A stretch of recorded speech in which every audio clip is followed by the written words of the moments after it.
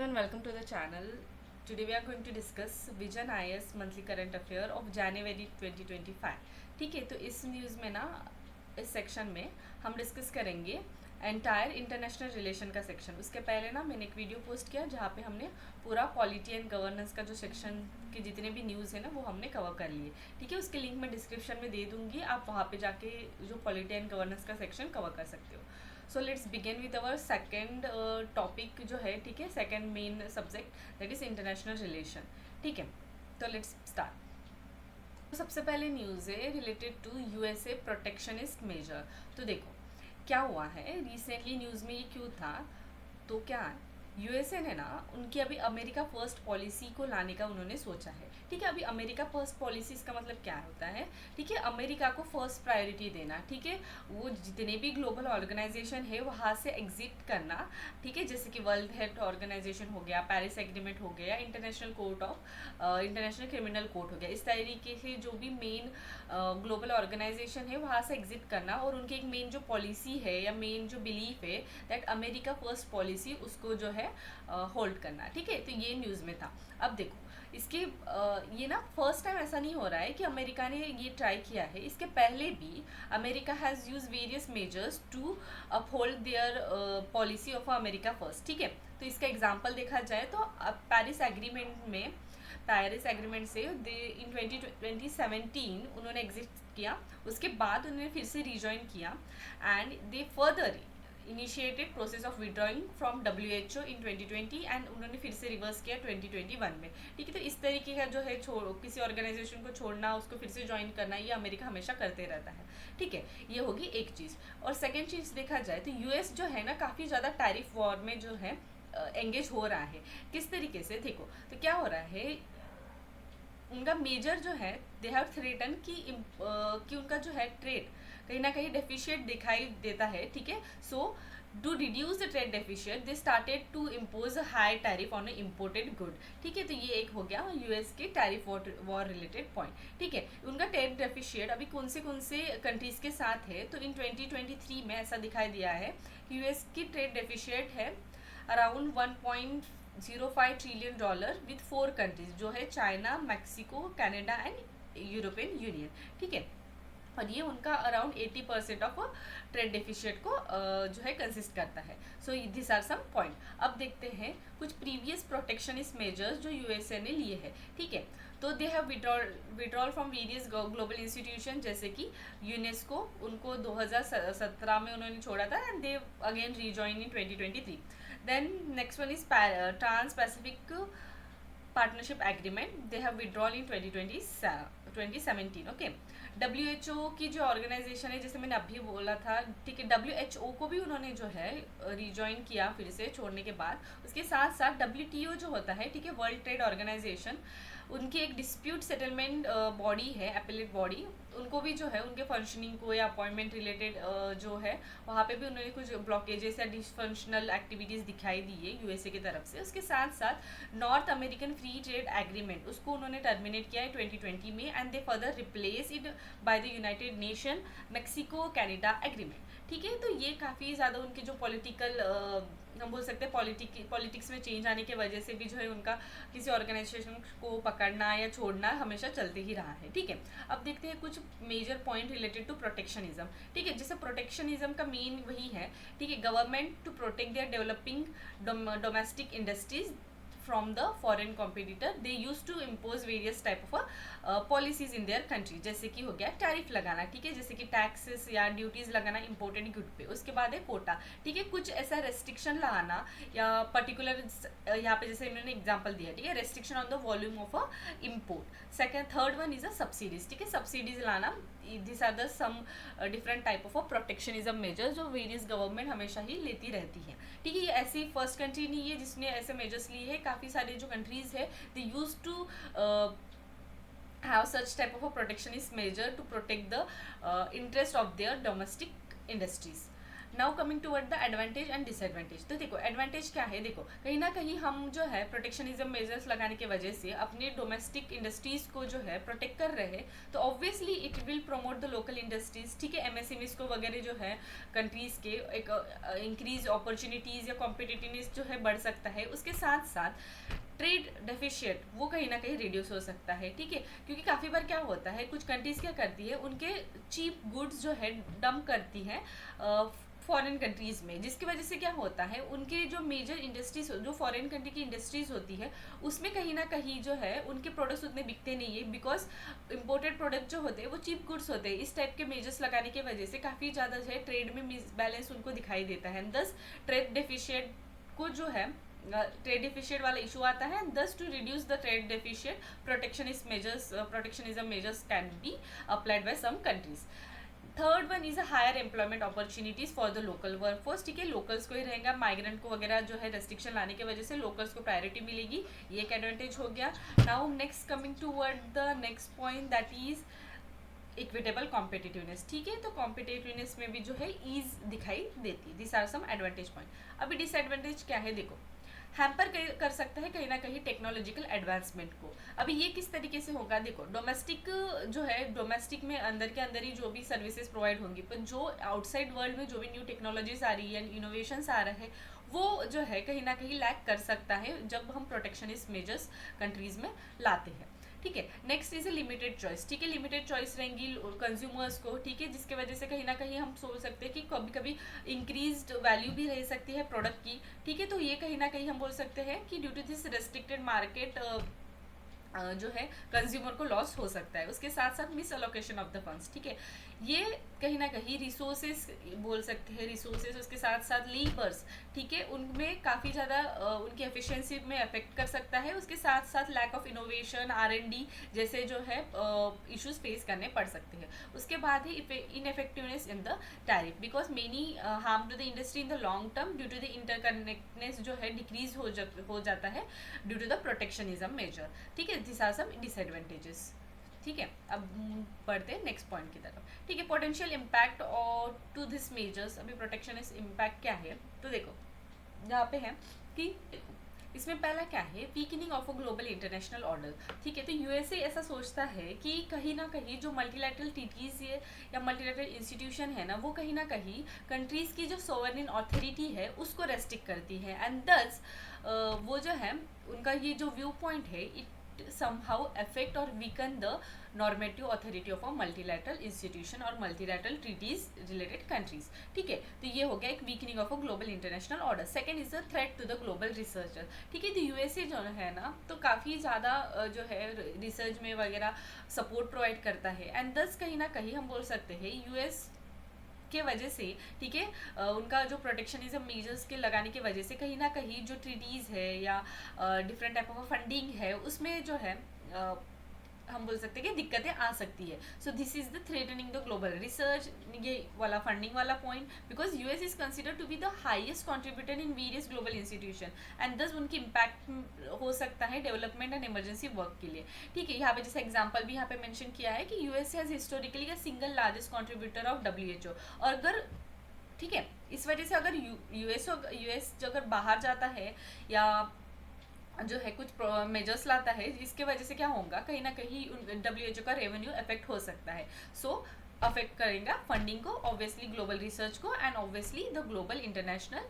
Order को। Third one is a environmental impact, ठीक है, फोर्थ वन, ठीक है, तो इसमें क्या है कि US international climate finance plan, ठीक है, इसको इस्टेब्लिश किया गया था कि एज अ फंडिंग चैनल कि वो फंड प्रोवाइड करेगा different multilateral and bilateral institution को, एंड वो कहीं ना कहीं हेल्प करेंगी टू डेवलप डेवलपिंग कंट्रीज कि वो क्लाइमेट रिलेटेड चैलेंजेस को फेस करे, एंड ये कहीं ना कहीं जो है it will against the principle of a common but differential responsibility. So ये वाला एक पॉइंट हो गया। उसके बाद है global trade and supply chain, obviously globally काफ़ी ज़्यादा जो प्रोडक्ट्स है यूएस से थ्रू लाए जाते हैं एंड यूएस में जाते भी है, ठीक है, ठीक है, यूएस दूसरे कंट्री को देता है एंड यूएस दूसरे कंट्री से लेता भी है, दस ये जो है उनका प्रोटेक्शनिज्म मेजर्स लाने की वजह से जो है, या उनकी जो अमेरिका फर्स्ट पॉलिसी लाने की वजह से जो टैरिफ्स वगैरह जो इंपोर्ट करते हैं, तो वो कहीं ना कहीं हमारी जो ग्लोबल सप्लाई चेन है उसको डिस्टर्ब कर सकती है। उसके साथ साथ एक अनसर्टेनिटी ला सकती है पूरे मार्केट में, एंड दस एक जो ट्रेड का फ्लो है उसको इम्पैक्ट कर सकती है। उसके साथ साथ इन्वेस्टर के कॉन्फिडेंस को भी जो है वो हार्म कर सकती है।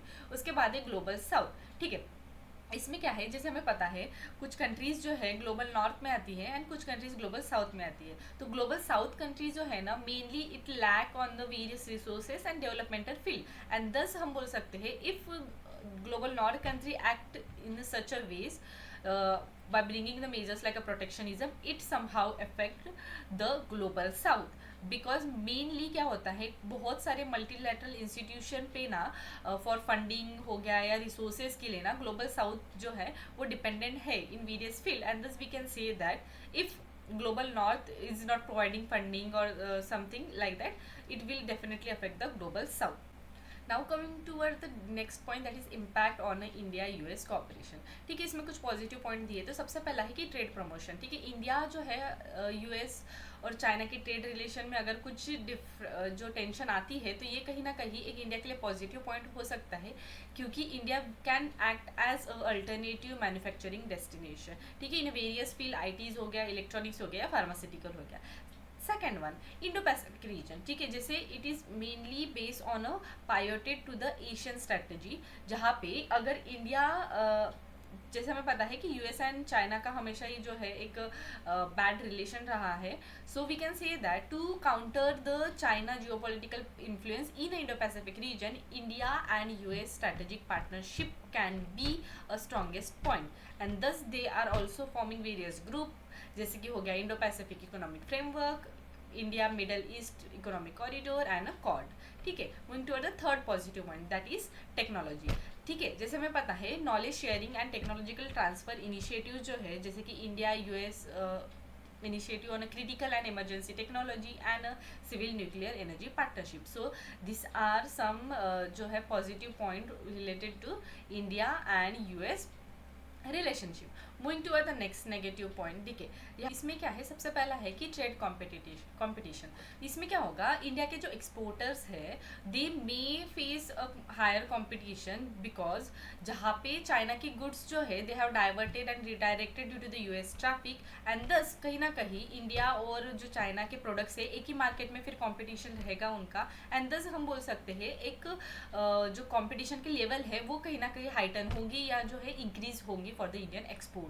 ठीक है, second is the tariff on India trade. ठीक है, यहाँ पे क्या है, India has always been criticize by the USA कि वो हाई टैरिफ लगाती है ऑन इम्पोर्टेड गुड, जैसे कि यहाँ पे एग्जांपल दिया है हार्ली डेविडसन की मोटरसाइकिल पे। ठीक है, तो ये कहीं ना कहीं जो है इट कैन इम्पोज, यूएसए जो है भी इम्पोज कर सकता है higher tariff on Indian export, जैसे कि स्टील एंड ऑटोमोबाइल्स। ठीक है, तो ये हम बोल सकते हैं एक ये पॉइंट हो गया। ठीक है, and US has a trade deficient of 45.7 billion with India.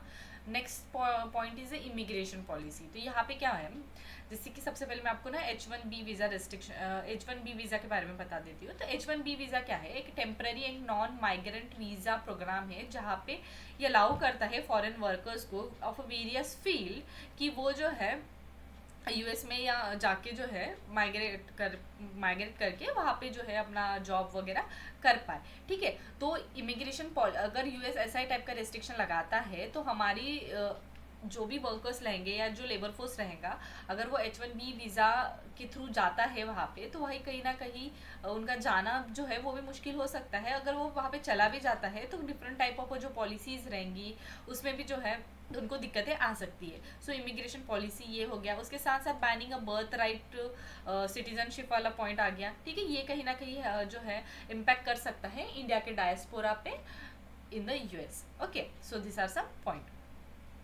Moving toward the next point, US push for the domestic production. ठीक है, तो ये पॉलिसी जो है, पॉलिसी ऑफ बाय अमेरिका में impact the Indian export due to the restricted market, and thus it can also impact make in India initiative as well as other Indian scheme, जैसे कि PLI scheme.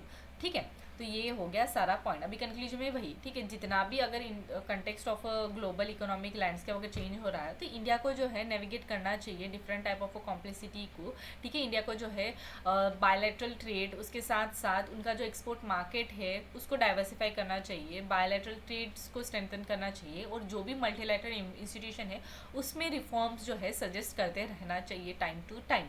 So this is the conclusion part. So that's it for the first news. Moving to the next news, देखो multilateralism and minilateralism, ठीक है। इसमें ना ज़्यादा कुछ ऐसा बहुत डिटेली डिस्कस करने लायक पॉइंट नहीं है, बस एक मेन कंसेप्ट है मल्टीलैटरलिज्म क्या होता है और मिनीलैटरलिज्म क्या होता है, ठीक है। तो देखो यहाँ पे उन्होंने पहले एक्सप्लेन किया है मल्टीलैटरलिज्म क्या है। मल्टीलैटरलिज्म इज, देखो पहले क्या होता है, यूनिलैटरलिज्म मतलब सिंगल, ठीक है, एक कंट्री खुद का कुछ जो भी है वो करेगी। बायलैटरलिज्म मतलब दो कंट्री का इन्वॉल्व होना।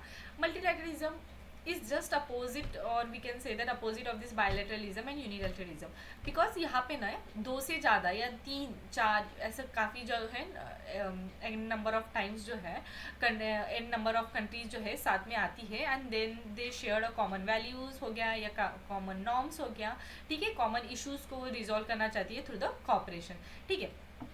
और मल्टीलैटरलिज्म के जो बेसिस पे आइडिया पे ना काफ़ी ज़्यादा जो इंस्टीट्यूशन का फॉर्मेशन हुआ आफ्टर द वर्ल्ड वॉर 2, जैसे कि यूएन हो गया, ठीक है, उसके साथ साथ international monetary fund, world bank, और जो है general agreement on tariff and trade and NATO, इस टाइप के ऑर्गेनाइजेशन जो है मल्टीलैटरलिज्म के फंडा जो है, या हम बोल सकते हैं वैल्यूज़ पे जो है फॉर्म हुआ है।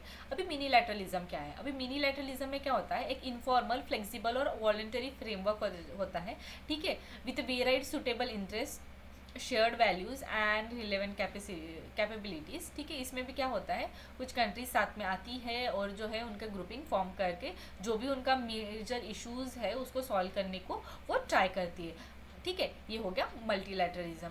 और multilateralism it is minilateralism it is not a new idea, ये को एग्जिस्ट करता है in global governance since 1945, and उसका एग्जाम्पल भी यहाँ पे दिया है GATT, that is general agreement on tariff and trade. It is originated as a minilateral organization to negotiate between the major power, but subsequently जो है काफ़ी ज़्यादा उसमें कंट्री ऐड होती गई, and thus it become a multilateral organization, ठीक है, multilateral treaty. तो ये हो गया मल्टीलैटरलिज्म एंड मिनीलैटरलिज्म, ठीक है। यहाँ पे भी वही पॉइंट दिए हैं, यहाँ पे 2 से 3 जो है पार्टिसिपेंट या एक्टर्स इन्वॉल्व होते हैं, यहाँ पे मल्टीपल कंट्रीज यहाँ पे एक्ट होती है, ठीक है। ये एडॉक एग्रीमेंट होता है, वॉलंटरी आउटकम्स या कमिटमेंट यहाँ पे होती है, और यहाँ पे जो है मल्टीलैटरलिज्म में फॉर्मल होता है, मोर इंस्टीट्यूशनलाइज रूल्स एंड नॉर्म्स यहाँ पे दिखाई देते हैं। मिनीलैटरलिज्म में जो भी इनिशिएटिव होती है फॉर द स्पेसिफिक थ्रेट और कंटीजेंसी और सिक्योरिटी इशू के लिए यहाँ पे मेनली टारगेट पॉइंट होते हैं, और मल्टीलैटरलिज्म में ब्रॉडर इशूज़ को डील किया जाता है at a global level.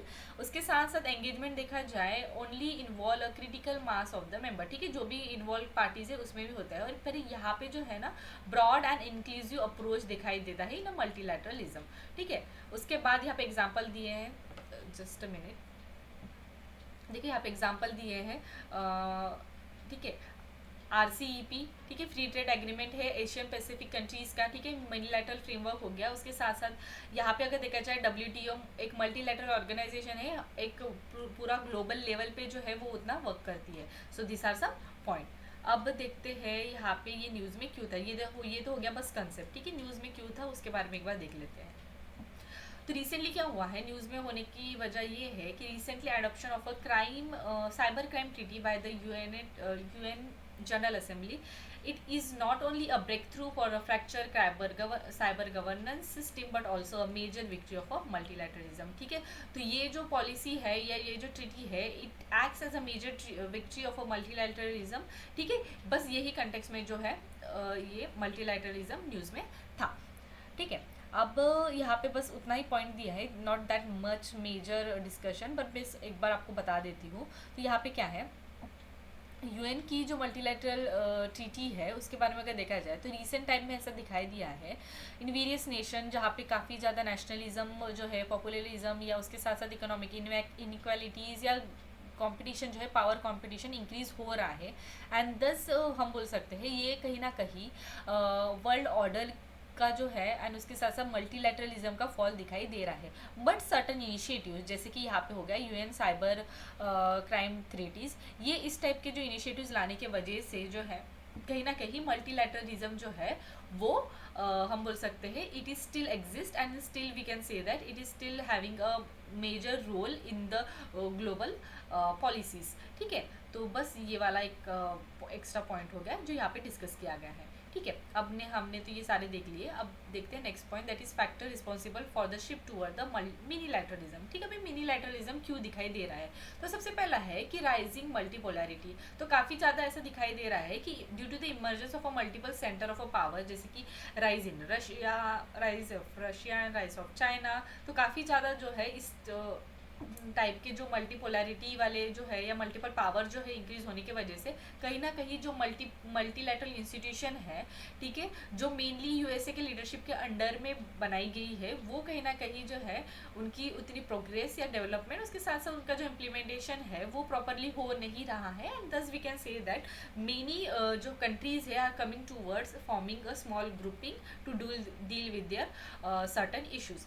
Second is the strategic alliance versus a global cooperation. ठीक है, स्ट्रैटेजिक अलायंस जो है पर्टिकुलर एक इशू स्पेसिफिक पार्टनरशिप दिखाई देती है with the like minded countries, जैसे कि कॉड हो गया या India specific, sorry India Japan US trilateral parties हो गई। ठीक है, to foster the greater defence या security cooperation in a Indo Pacific region. ठीक है, इससे हमें पता चलता है फॉर अ स्पेसिफिक रीजन और स्पेसिफिक एरिया फोकस जो है स्ट्रैटेजिक पार्टनरशिप बनाते हैं। ठीक है, थर्ड इज इजी रेगुलेशन। ठीक है, देखो बहुत बड़ी ऑर्गेनाइजेशन होने की वजह से क्या होता है, कहीं ना कहीं जो है उसको रेगुलेट करना बहुत दिक्कत आ सकती है। दस काफ़ी ज़्यादा जो मिनी लैटरलिज्म है ना, वहाँ पे इनफॉर्मल मैकेनिज्म दिखाई देता है for dealing various issues, and thus we can say that easy regulation होने के वजह से ना world is moving, or we can say that many countries are moving towards the minilateralism decision making। ठीक है, लार्ज ऑर्गेनाइजेशन है तो वहाँ पे फॉर्मल वे से डिसीजन मेकिंग का स्ट्रक्चर रहेगा, इंटरनेशनल ब्यूरोक्रेसी वाला इशू आएगा, उसके साथ साथ कहीं ना कहीं डिसीजन मेकिंग में डिले हो सकता है।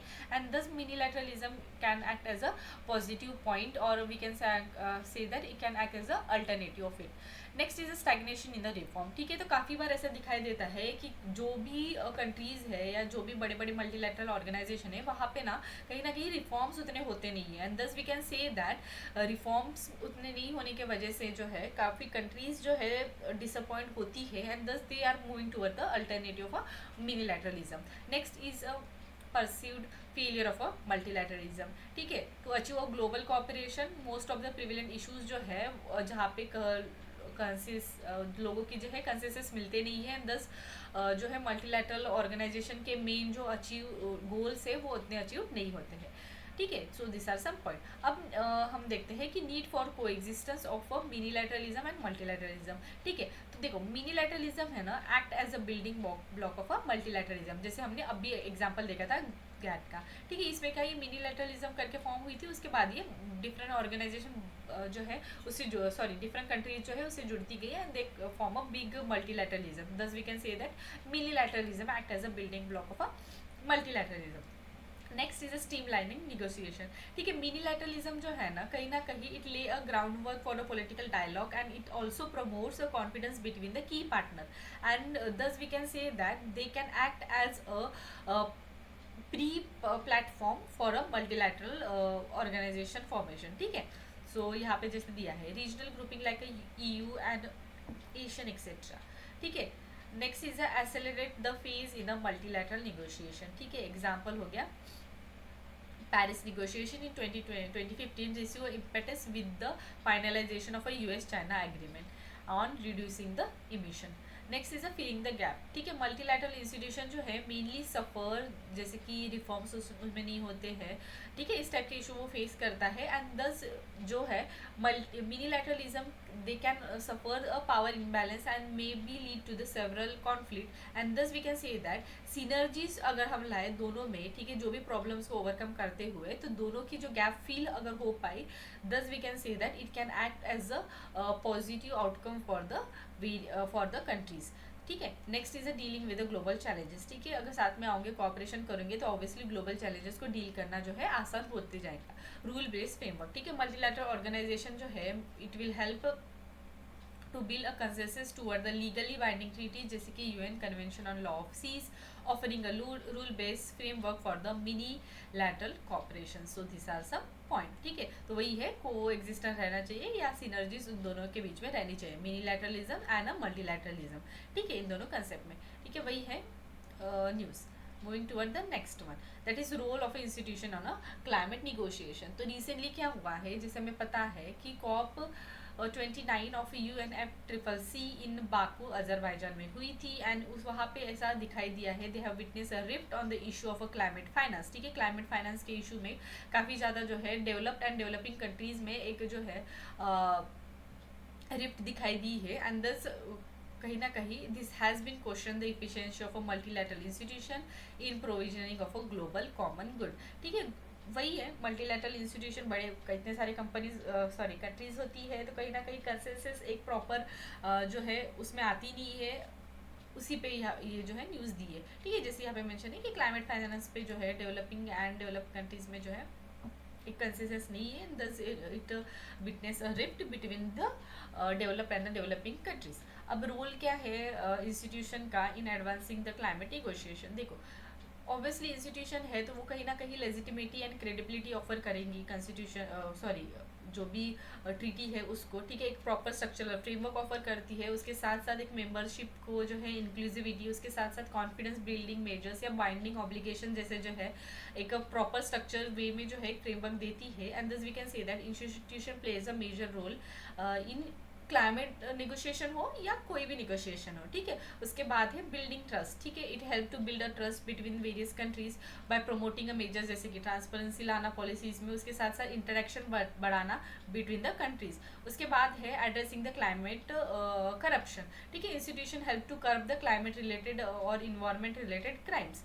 उसके बाद है supporting a implementation in the global south. देखो, काफ़ी बार क्या होता है, डेवलप कंट्रीज जो है, ठीक है, ग्लोबल नॉर्थ वाले कंट्रीज जो है कहीं ना कहीं इस टाइप के इंस्टीट्यूशन में साथ आने की वजह से कहीं ना कहीं ग्लोबल साउथ को जो है हेल्प हो सकती है फॉर जो है फंडिंग वाला इशू हो गया या रिसोर्सेज प्रोवाइड करने के इशू में, ठीक है। उसके बाद है flexibility to ensure the compliance because it is done by awarding overnight stringent standard, offering a discretion in a implementation and promoting a domestic interest.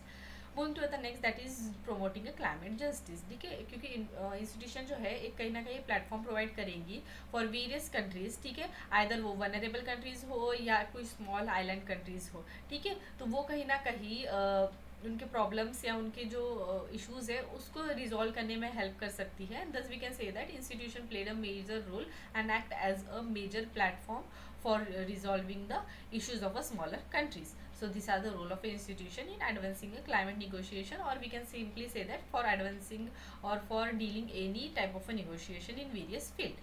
अब देखते हैं चैलेंजेस क्या है मल्टीलैटरल क्लाइमेट निगोशिएशन। तो सबसे पहला है कि लिमिटेशन इन UN-CCC। तो क्या है, अंडर पेरिस एग्रीमेंट के अंदर में ना उनके रूल बुक के अकॉर्डिंग सारे कंट्रीज को जो है दे हैव अ पावर कि वो जो है मिटिगेट करे, अडेप्ट करे एंड पे करे for the cost of a climate. And ये कहीं ना कहीं जो है इस सारे कंट्रीज को अलाउ करने की वजह से कहीं ना कहीं हम बोल सकते हैं UN-CCC as a major organisation जो है एक मेयरली एक प्लेटफॉर्म बन चुका है जहाँ पे बस कंट्रीज आएंगी, इंफॉर्मेशन को डिसमिनेट करेंगी या जो भी है बातचीत कर पाएंगी, बस उतना एक प्लेटफॉर्म जो है बन चुका है। Thus we can say that it limits the power of a UN-CCC. Second is a unresolved issue of a climate change, ठीक है। तो UN-CCC जो है हैज़ लैक्ड इनएबिलिटी कि वो प्रोवाइड करे एक डिपेंडेंस अश्योरेंस डेवलपिंग कंट्रीज को related to the climate change from a developed country, and thus we can say that unresolved issue के होने के वजह से जो हम बोल सकते हैं कि it act as a challenge for a climate negotiation. Third is a non recognization to the problem of a climate change.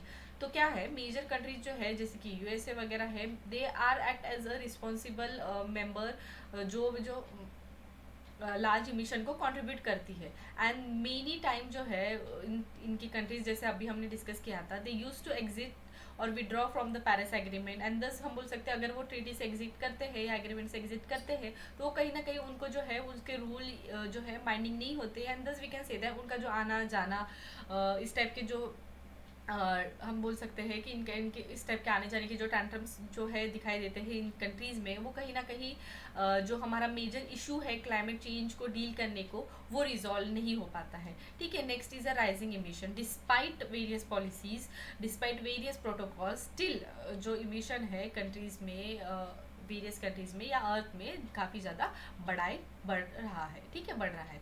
Now moving to the next point, यहाँ पे दिया है मल्टीलैटरल इन्वायरमेंटल इंस्टीट्यूशन, यहाँ पे मीनिंग दिया है, scope दिया है, एग्जांपल दिया है। तो एग्जांपल वही UN CCC, UNEP national united nation environmental programme, इस टाइप के जो इंस्टीट्यूशन है वो मल्टीलैटरल इन्वायरमेंट रिलेटेड इंस्टीट्यूशन है, वही है उनका स्कोप जो है। ठीक है, मेजर इश्यूज को डील करने के लिए बनाए गए हैं ये सारे इंस्टीट्यूशन। बस इतना ही पॉइंट है, ये बस बेसिक पॉइंट है, उतना कुछ समझाने लायक वहाँ पे है नहीं। ठीक है, now moving toward the next point, यहाँ पे दिया है वे फॉरवर्ड कि हम किस तरीके से प्रमोट कर पाएंगे effective institutional framework for the climate negotiation. तो सबसे पहला है कि मल्टीलैटरलिज्म के जो रोल है, ठीक है, उसको इन्हांस करने को जो है कंट्रीज को ट्राई करना चाहिए। ठीक है, उसके बाद है इंक्लूसिव मल्टीलैटरलिज्म। ठीक है, यहाँ पे जो है डाइवर्स स्टेक होल्डर्स को इंक्लूड करना चाहिए। ठीक है, including youth, womens, indigenous community, civil society. ठीक है, एक बॉटम टॉप अप्रोच जो है क्लाइमेट एक्शन में लाना चाहिए through the inclusion of various stakeholder. Now next one is a promoting the systemic institution. इसमें क्या है कि ऑर्गेनाइजेशन जैसे कि इंटरनेशनल पैनल हो गया on a climate change, they play a crucial role. ठीक है, तो इस टाइप के जो ऑर्गेनाइजेशन है उनको इंटीग्रेट करना चाहिए इन अ पॉलिसी मेकिंग, जिससे वजह से क्या होगा, हमारे जो डिसीजंस रहेंगे वो बेटर बन पाए। उसके बाद है प्रमोट करना वैल्यू बेस्ड कॉपरेशन। ठीक है, कंट्रीज के बीच में जो है एक equity, transparency, inclusivity, non discrimination type का एटीट्यूड लाना चाहिए। एंड दस जो है इसी वैल्यूज़ की वजह से कहीं ना कहीं जो है कॉपरेशन या कोऑर्डिनेशन जो है कंट्रीज के बीच में बढ़ेगा। एंड दस जो है जो भी आउटकम या जो भी ट्रीटीज़ रहेंगी, ठीक है, वो इम्प्लीमेंट होने को जो है एक हम बोल सकते हैं बूस्ट मिल सकता है। ठीक है, and thus we can say that इस टाइप के जो वैल्यूज़ है उनमें प्रमोट करना ही चाहिए। Next is strengthening the climate finance mechanism. ठीक है, फाइनेंस मैकेनिज्म को बढ़ाओ। ठीक है, ये वाला एक पॉइंट आ गया। बस ये हो गया हमारा पॉइंट। अब देखते हैं वर्ल्ड हेल्थ ऑर्गेनाइजेशन। तो रिसेंटली क्या है, यूनाइटेड नेशन ने अनाउंस किया है कि they will withdraw from the WHO and they will also pause any type of funding, support और the resources to WHO। So this that's why it was in news. तो WHO के बारे में अगर देखा जाए, फाउंडिंग मेंबर USA जो है, it was a founding member of WHO 1948 and उनका मेजर रोल रहा है for various funding in the WHO। ठीक है, अर्लियर उसके पहले भी जो है फर्स्ट टाइम नहीं है कि US विड्रॉ कर रहा है, इसके पहले भी उन्होंने विड्रॉ किया है।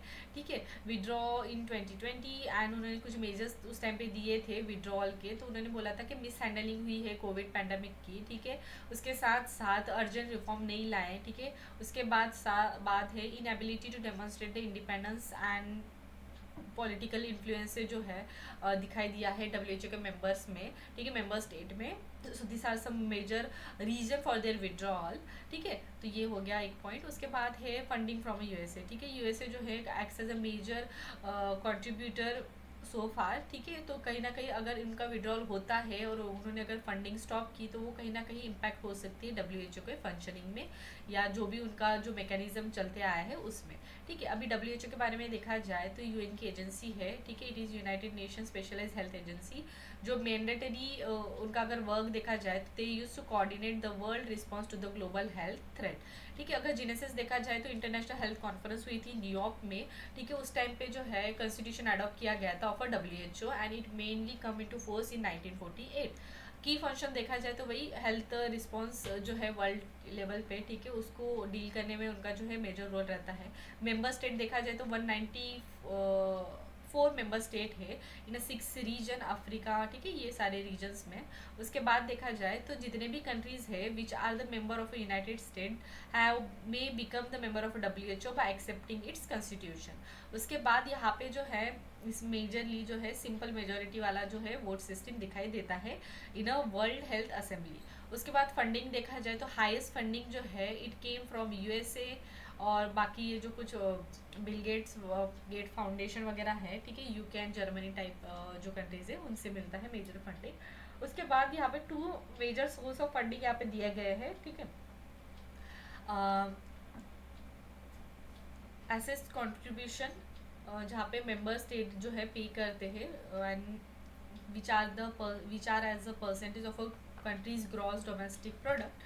उसके बाद अगर देखा जाए वॉलेंटरी कंट्रीब्यूशन है, ठीक है, मेंबर स्टेट जो है वॉलेंटरी कंट्रीब्यूट करते हैं। उसके साथ साथ जो भी प्राइवेट सेक्टर्स है या फिलोथ्रोपिक फाउंडेशन है उनके थ्रू भी जो है डब्ल्यू को कंट्रीब्यूशन दिया जाता है, ठीक है, फंडिंग दी जाती है। उसके बाद है गवर्नेंस एंड ऑर्गेनाइजेशन स्ट्रक्चर। देखा जाए तो एक वर्ल्ड हेल्थ असेंबली करके होती है, तो ये जो वर्ल्ड हेल्थ असेंबली है ना, it act as a W highest level policy और डिसीजन मेकिंग फोरम है, ठीक है।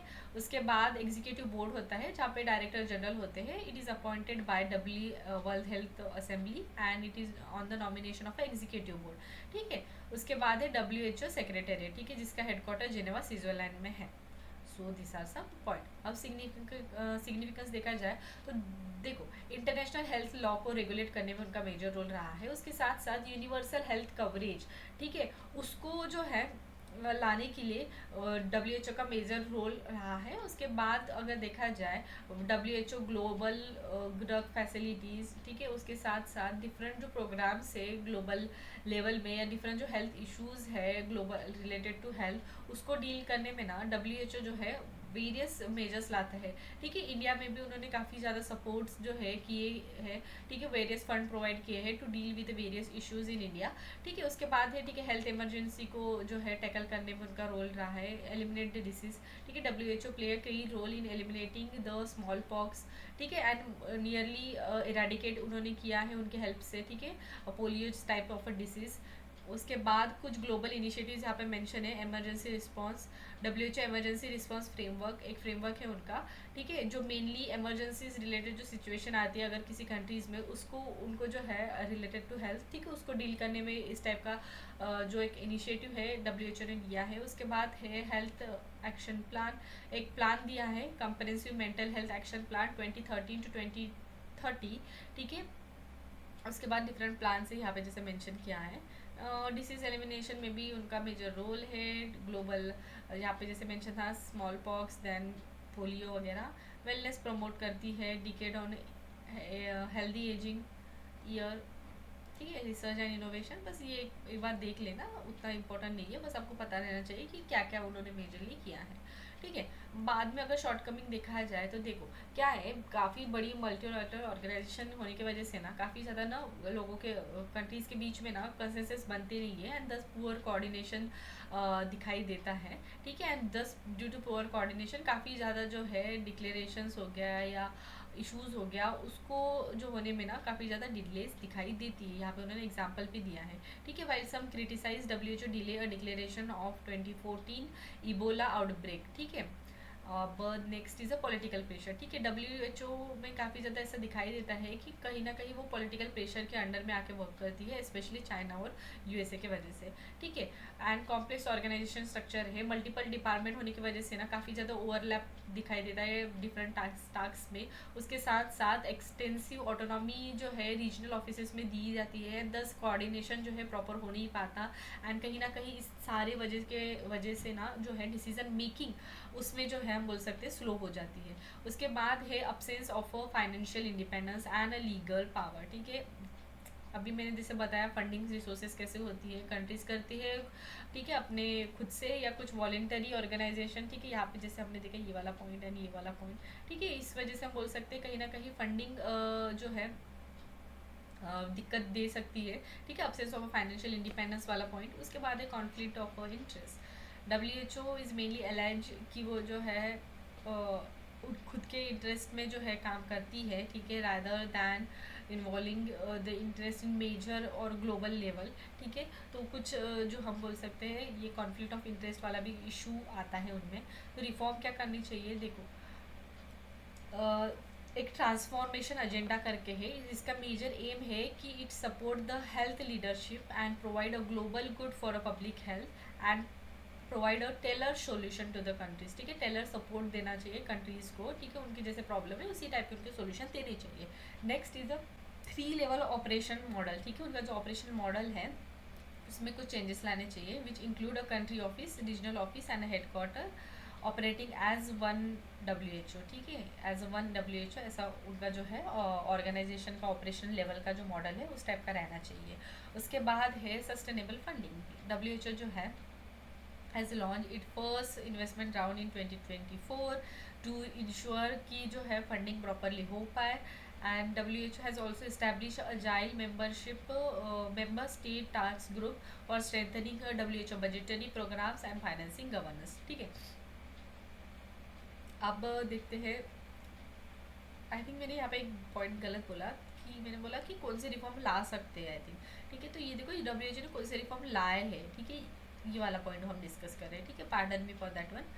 अब देखते हैं next point, that is WHO result framework. ठीक है, तो ये ना क्या करता है, mainly track the country level progress using various type of a score card and a performance indicator. Then next is a supply chain logistic में अगर देखा जाए तो dedicated transport and logistic hub जो है वो इंश्योर करता है इफिशिएंट मेडिकल सप्लाईज की डिलीवरी को. Partnership WHO youth council, WHO civil society commission, इस टाइप के पार्टनरशिप किया जाता है with various type of organisation. Incident management system. ठीक है, एक रैपिडली जो है deployment of medical forces, medical team, उसके साथ साथ मेडिसिन इक्विपमेंट, इस सारा का जो है रैपिड जो है डिप्लॉयमेंट करना. ठीक है, इसके लिए जो है इंसिडेंट मैनेजमेंट सिस्टम जो है WHO में जो है उन्होंने लाई है. ठीक है, this are some reforms of WHO. अब देखो यहाँ पे कुछ फंडिंग गैप रिलेटेड कुछ डाटा दिया है, इसको एक बार आप ग्लांस कर लेना. ठीक है, अब देखते हैं next point, that is specific strategy of WHO's 14 general programme of work 2025 to 2028. तो इन्होंने यहाँ पे ना health and wellbeing for everyone and everywhere ये वाला पॉइंट यूज़ किया है, जहाँ पे प्रमोट करेंगे हेल्थ को थ्रू वेरियस स्कीम्स. ठीक है, promote health, provide health and protect health. ठीक है, ये वाला याद रखो, provide, protect and promote health. ठीक है, और perform health and power health. So this are some also point. ठीक है, तो प्रमोट करना. ठीक है, वेरियस मेजर्स को जो है कहीं ना कहीं एक हेल्थ को पॉजिटिव जो है इम्पैक्ट ला पाए. उसके साथ साथ प्रोवाइड करना हेल्थ रिसोर्सेज. ठीक है, प्राइमरी हेल्थ केयर हो गया या different essential health care system को प्रोवाइड करना. प्रोटेक्ट करना. ठीक है, prevent, mitigate and prepare the health related risk. Perform health that is a strong, efficient and effective WHO खुद ऑर्गेनाइजेशन पे वर्क करना. उसके बाद है पावर हेल्थ. ठीक है, science and data to guide the impact. So this are some strategic objective of this programme of WHO. ठीक है, अब देखते हैं इंडस वैली ट्रीटी. तो रिसेंटली क्या हुआ है, रिसेंटली वर्ल्ड बैंक जो है उन्होंने अपॉइंट किया है एक neutral expert on Indus valley treaty, and it has backed the Indian position on its competence to decide the outcome of a dispute over 2 hydropower project in India, Jammu and Kashmir. ठीक है, सो ये news में था. इसके पहले भी ना Indus valley treaty काफ़ी बार न्यूज़ में रह चुकी है. हमें हर साल जो है इंडस वैली ट्रीटी रिलेटेड कुछ ना कुछ पॉइंट तो आते ही रहता है और हमेशा ही कॉन्फ्लिक्ट चलते ही रहता है. देखो, इंडस वैली ट्रीटी के बारे में आपको पहले बता देती हूँ. तो इंडस वैली ट्रीटी क्या है, इसका जेनेसिस अगर देखा जाए तो it was sign in 1960. It is between India and Pakistan and it is mediated by the world bank. तो इसमें ना वाटर यूसेज को किस तरीके से, ठीक है, इंडस वैली के जो वाटर है उसको किस तरीके से यूज़ करना चाहिए बिटवीन द कंट्री, या किस तरीके से शेयर होना चाहिए बिटवीन इंडिया एंड पाकिस्तान, उसको सारा डिस्कस किया है. तो वाटर यूसेज का अगर राइट देखा जाए तो जो ईस्टर्न रिवर है दैट इज़ रवि. ठीक है, ये जो है ना इंडस जो है ना उसके ये ट्रिब्यूटरीज हैं. ठीक है, तो ये जो है ना ईस्टर्न रिवर जो रवि, बियास एंड सतलज. ठीक है, फॉर इंडिया अनरेस्ट्रिक्टेड यूज़. ठीक है, इंडिया के लिए है अनरेस्ट्रिक्टेड यूज़. वेस्टर्न में इंडस, झेलम एंड चेनाब. ठीक है, they are allocated to the Pakistan and. ठीक है, जैसे हमें पता है कि इंडिया जो है हायर रीजन में है and Pakistan is a lower region. ठीक है, तो इंडिया जो है किसी भी टाइप का रेस्ट्रिक्शन नहीं लाएंगी. ठीक है, इन इट्स फ्लो. ये वाला एक पॉइंट याद रखना. उसके बाद अगर देखा जाए इन जो रिवर का फ्लो है ना, ठीक है, they are allocated to the Pakistan and with India. अगर इंडिया में अगर जब वो फ्लो होती है, ठीक है, तो इंडिया में ना नॉन कंजप्टिव पर्पज़ के लिए वो यूज़ किया जाएगा. ठीक है, और पाकिस्तान में ये बाकी सारा जो पानी है वो बहेगा. ठीक है, ये वाला पॉइंट आ गया. ये है वाटर यूसेज वाले राइट्स किस तरीके से इस ट्रीटी के अंडर में मेंशन है. India is however permitted to use the water of this river. ठीक है, जैसे मैंने अभी बोला नॉन कंजप्टिव पर्पज़ के लिए यूज़ कर सकती है इन जो है रिवर का पानी. ठीक है, जैसे कि डोमेस्टिक यूज़ हो गया, non consumptive use, agriculture use and generation of a electro hydro power plant. And इसी के अंडर में ऐसा बताया है कि दिस गिव द इंडिया रफली 30% and Pakistan 70% of a water carried by the Indus river system. अगर इसका इम्प्लीमेंटेशन देखा जाए तो इट रिक्वायर्ड कि बोथ पार्टी कि वो क्रिएट करे एक permanent commissioner for Indus valley, ठीक है, जो सर्व करे as a regular channel of communication for discussing the matter related to Indus valley treaty. Dispute mechanism अगर देखा जाए यहाँ पे तो एक परमानेंट इंडस वैली कमीशन का फॉर्मेशन हो, ठीक है, जो मेनली डिस्कस करे जो भी इंटरप्रिटेशन या एप्लीकेशन रहेगा इस ट्रीटी का। उसके बाद एक न्यूट्रल एक्सपर्ट का फॉर्मेशन, ठीक है, जो टेक्निकल डिस्प्यूट रहेंगे इस ट्रीटी रिलेटेड उसको जो है देखने का। और अगर ये जो परमानेंट इंडस्ट कमीशन है उसका अगर वो कंसेंसस पे नहीं आती है और उसमें अगर इशू सॉल्व नहीं होता है तभी न्यूट्रल एक्सपर्ट के पास जाएगा। और ये जो न्यूट्रल एक्सपर्ट है ना वो अपॉइंट किया जाएगा बाय द वर्ल्ड बैंक और by the government of India and government of Pakistan jointly.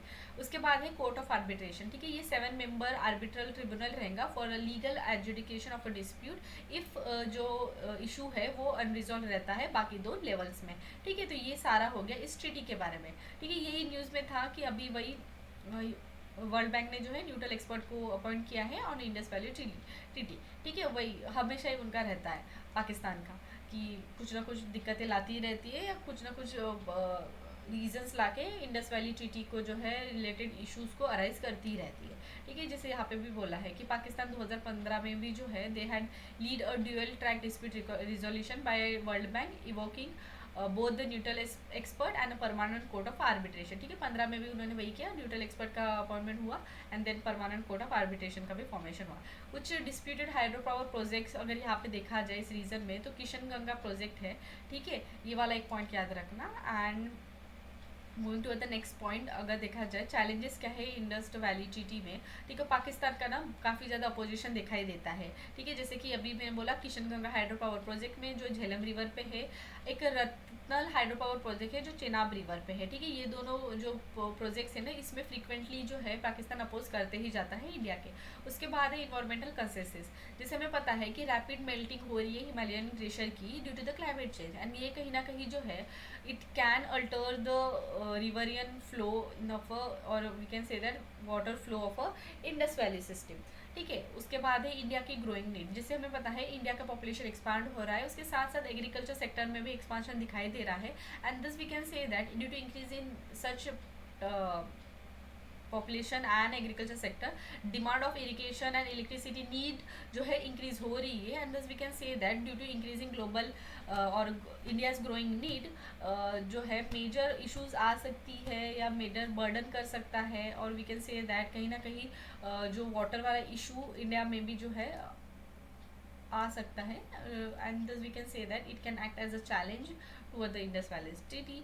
Then security and political pressure, जैसे कि स्ट्रेटेजिक यूज, पानी का जो है प्रॉपर यूज होना चाहिए because water is considered as a strategic asset and terrorism concern because India जो है as linked water issues with cross border terrorism from Pakistan and it has suggested that treaty compliance जो है should reflect a security consideration specially जब उरी का incident mainly हुआ था, ठीक है, 2016 में। So this are some point. Now way forward वही है कि इंटीग्रेटेड मैनेजमेंट वाटर, ठीक है, integrated water management and climate adaptation policies को जो है प्रॉपर इम्प्लीमेंट करना चाहिए। उसके साथ साथ मॉडर्नाइजेशन एंड रीनिगोशिएशन जो है दोनों कंट्रीज़ के बीच में होना ही चाहिए and it can also ensure अगर इस टाइप का मॉडर्नाइजेशन एंड रीनिगोशिएशन वाला पॉलिसीज़ अगर लाते हैं तो ये कहीं ना कहीं हमारे जो प्रिंसिपल है इंटरनेशनल लेवल पे, ठीक है, जो मेनली डील करती है रिलेटेड टू वाटर लॉ, जैसे कि इक्विटेबल एंड रीजनेबल यूटिलाइजेशन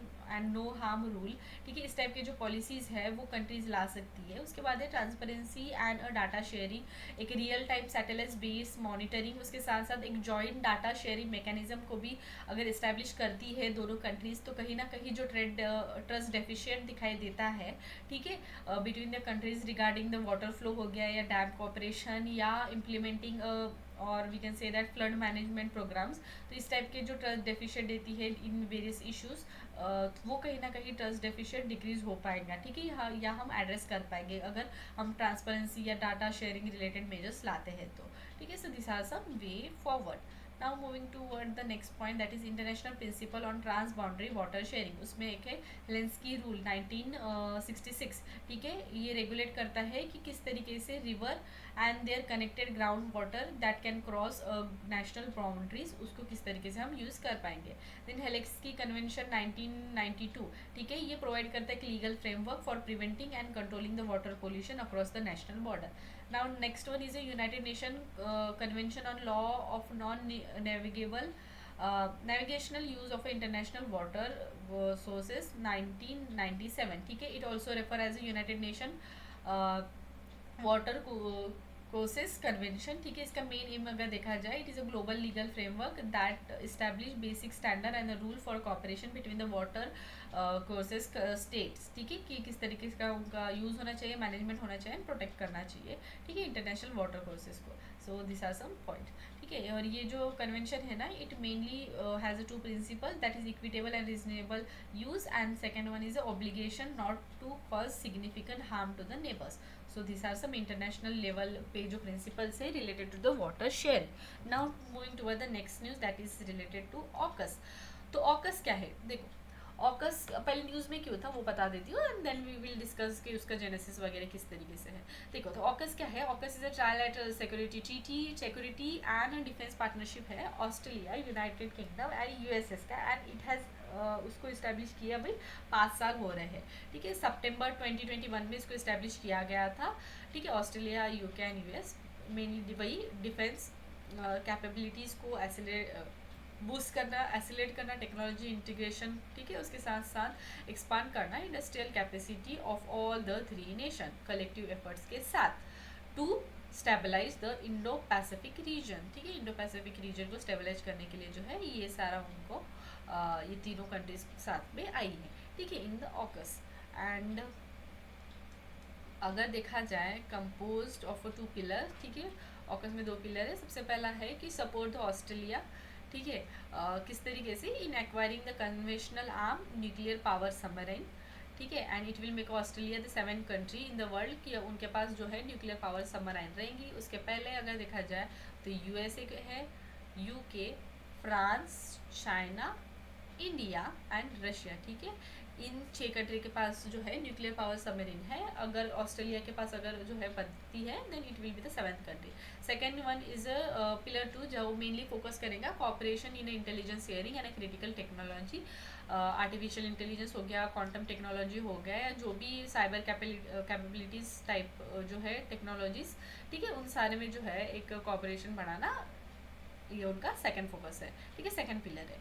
अगर सिग्निफिकेंस देखा जाए, इसमें सिग्निफिकेंस का देखा जाए तो वही इंडो पैसिफिक रीजन को जो है उनका जो मेन विजन है फ्री एंड ओपन बनाना, उसको अचीव करना। उसके बाद अगर देखा जाए, ठीक है, अगर ये कंट्री साथ में आती है तो वो कहीं ना कहीं जो चाइना का इन्फ्लुएंस है इंडो पैसिफिक रीजन में, वो कहीं ना कहीं जो है डिक्रीज हम बोल सकते हैं, या उनको जो है डील करने में जो है इन कंट्रीज़ का साथ आना पॉजिटिव रह सकता है। उसके बाद है यहाँ पे जैसे मेंशन है complement the Quad in Indo Pacific region. तो देखो, due to the Indian reluctance to the project of a Quad alliance as a security platform against China, AUKUS जो है it can fill the gap to emphasise upon the defence partnership in Indo Pacific region. Strategic competition रह सकता है China को, ठीक है, in various field, either वो technological dominance हो या इंडो पैसिफिक रीजन में उनका जो है प्रेजेंस बढ़ाना हो। उसके बाद है अलायंस ऑफ डेमोक्रेसीज, ठीक है। AUKUS जो है it has been projected as a alliance of liberal democracy, ठीक है, जो अगेंस्ट है ऑटोक्रेटिक पावर का, ठीक है, एंड ये कहीं ना कहीं हम बोल सकते हैं it will help to strengthen and legitimate as AUKUS as a security group, ठीक है। तो ये वाला एक पॉइंट आ गया। और यहाँ पे ना पॉइंट दिया है complementary role of AUKUS in Indo Pacific region. अगर तो यहाँ पे 3 ऑर्गेनाइजेशन है, जैसे कि 5I, जहाँ पे Canada, New Zealand, Britain, Australia and USA है, ठीक है। AUKUS में जैसे मैंने अभी बताया Britain, Australia and US, and Quad में अगर देखा जाए तो ये ऑस्ट्रेलिया, यूएस, इंडिया है ना, Japan. So this are some point. अब देखते हैं नेक्स्ट कंसेंसस क्या है रिलेटेड टू AUKUS, ठीक है। जियोपॉलिटिकल, ठीक है, काफ़ी बार ऐसे दिखाई देता है कि जो भी साउथ ईस्ट एशियन नेशन है, जैसे कि इंडोनेशिया हो गया एंड मलेशिया हो गया, they have raise a concern कि ये कहीं ना कहीं इस टाइप की जो ऑर्गेनाइजेशन में अगर कंट्री साथ में आती है तो ये कहीं ना कहीं एक पोटेंशियल हार्म रह सकता है, या हम बोल सकते हैं एक न्यूक्लियर रेस हम बोल सकते हैं न्यूक्लियर प्रोलिफिकेशन हो सकता है in the Indo Pacific region. So उनके ये जो इंडो पैसिफिक रीजन में कंट्रीज़ है उनको कहीं ना कहीं हम बोल सकते हैं they are raising various type of concerns. ठीक है, अब देखते हैं next, that is weakening of a Quad strategic role. जैसे हमें पता है क्वाड जो है it include US, China, Japan and Australia. ठीक है, तो ऑकस के फॉर्मेशन की वजह से कहीं ना कहीं क्वाड पे जो है फोकस वो जो है शिफ्ट हो सकता है। उसके बाद है न्यूक्लियर प्रोलिफिकेशन रिस्क। जैसे मैंने अभी बोला ये कंट्रीज तो जो है मेनली कंसर्न जता ही रही है, उसके साथ साथ जो है अगर न्यूक्लियर पावर सबमरीन जो है ऑगस्ट के होने की वजह से ऑस्ट्रेलिया में आती है, तो हम बोल सकते हैं ये कहीं ना कहीं एक न्यूक्लियर जो है उसका इंक्रीज होना, ठीक है, न्यूक्लियर पावर का या न्यूक्लियर सेक्टर में जो है पावर रिलेटेड सबमरीन या न्यूक्लियर का डिफेंस फोर्स में जो है उसका यूज़ जो है इंक्रीज हो सकता है। So this is nuclear purification related risk. ठीक है, तो ये वाला सारा पॉइंट हो गया। वही कंक्लूजन है, देख लो एक बार कि for India AUKUS present as both challenge and opportunity. So necessity है कि वो जो है बैलेंस अप्रोच को होल्ड करे एंड अपनी जो ऑटोनॉमी है उसके साथ साथ इंडिजिनियस डिफेंस कैपेसिटी और रीजनल पार्टनरशिप उसको जो है अपहोल्ड करते रहे या उसको जो है स्ट्रेंथन करते रहे। ठीक है, now moving to the next Quad grouping. तो कॉर्ड को जो है it has mark the 20 year of a Quad cooperation, that is quadrilateral security dialogue. And Quad की अगर टाइमलाइन देखा जाए तो 2004 में पहले फॉर्म हुई थी। ठीक है, Australia, India, Japan, US they have coordinated in the disaster relief after the Indian Ocean tsunami and China protected against the Quad. ठीक है, ये वाला एक पॉइंट होगा। 2007 में अगर देखा जाए फर्स्ट ऑफिशियल मीट हुई थी उनकी। 2008 और 12 के बीच में जो है टेम्प्रेरी डिसोल्यूशन किया गया था because Australia was withdraw from it. ठीक है, एंड 2017 टू 2024 में अगर देखा जाए तो again there was a revival of a Quad and reactive होके वो वेरियस टाइप ऑफ जो इशूज़ है, ठीक है, रिलेटेड टू बॉर्डर इशू हो गया, टेक्नोलॉजी या रीजनल पॉलिसीज या सिक्योरिटी रिलेटेड इशू, उसको डील करने में जो है कॉर्ड जत गई। ठीक है, Quad has started. So this are the point. अब देखा जाए यहाँ पे उनका फॉर्मेशन के बारे में, अगर पास्ट में अगर देखा जाए तो जापानीज़ के जो जापान के पीएम थे उनके वजह से जो है 2007 में इसको स्टार्ट किया गया था। मेंबर्स वही ऑस्ट्रेलिया, इंडिया, जापान, यूएसए। एक इनफॉर्मल स्ट्रैटेजिक पार्टनरशिप है, ठीक है, and it is alliance of a maritime democracy. Mainly उनका एम है कि वो सपोर्ट करेंगी open, stable and inclusive Indo Pacific reason.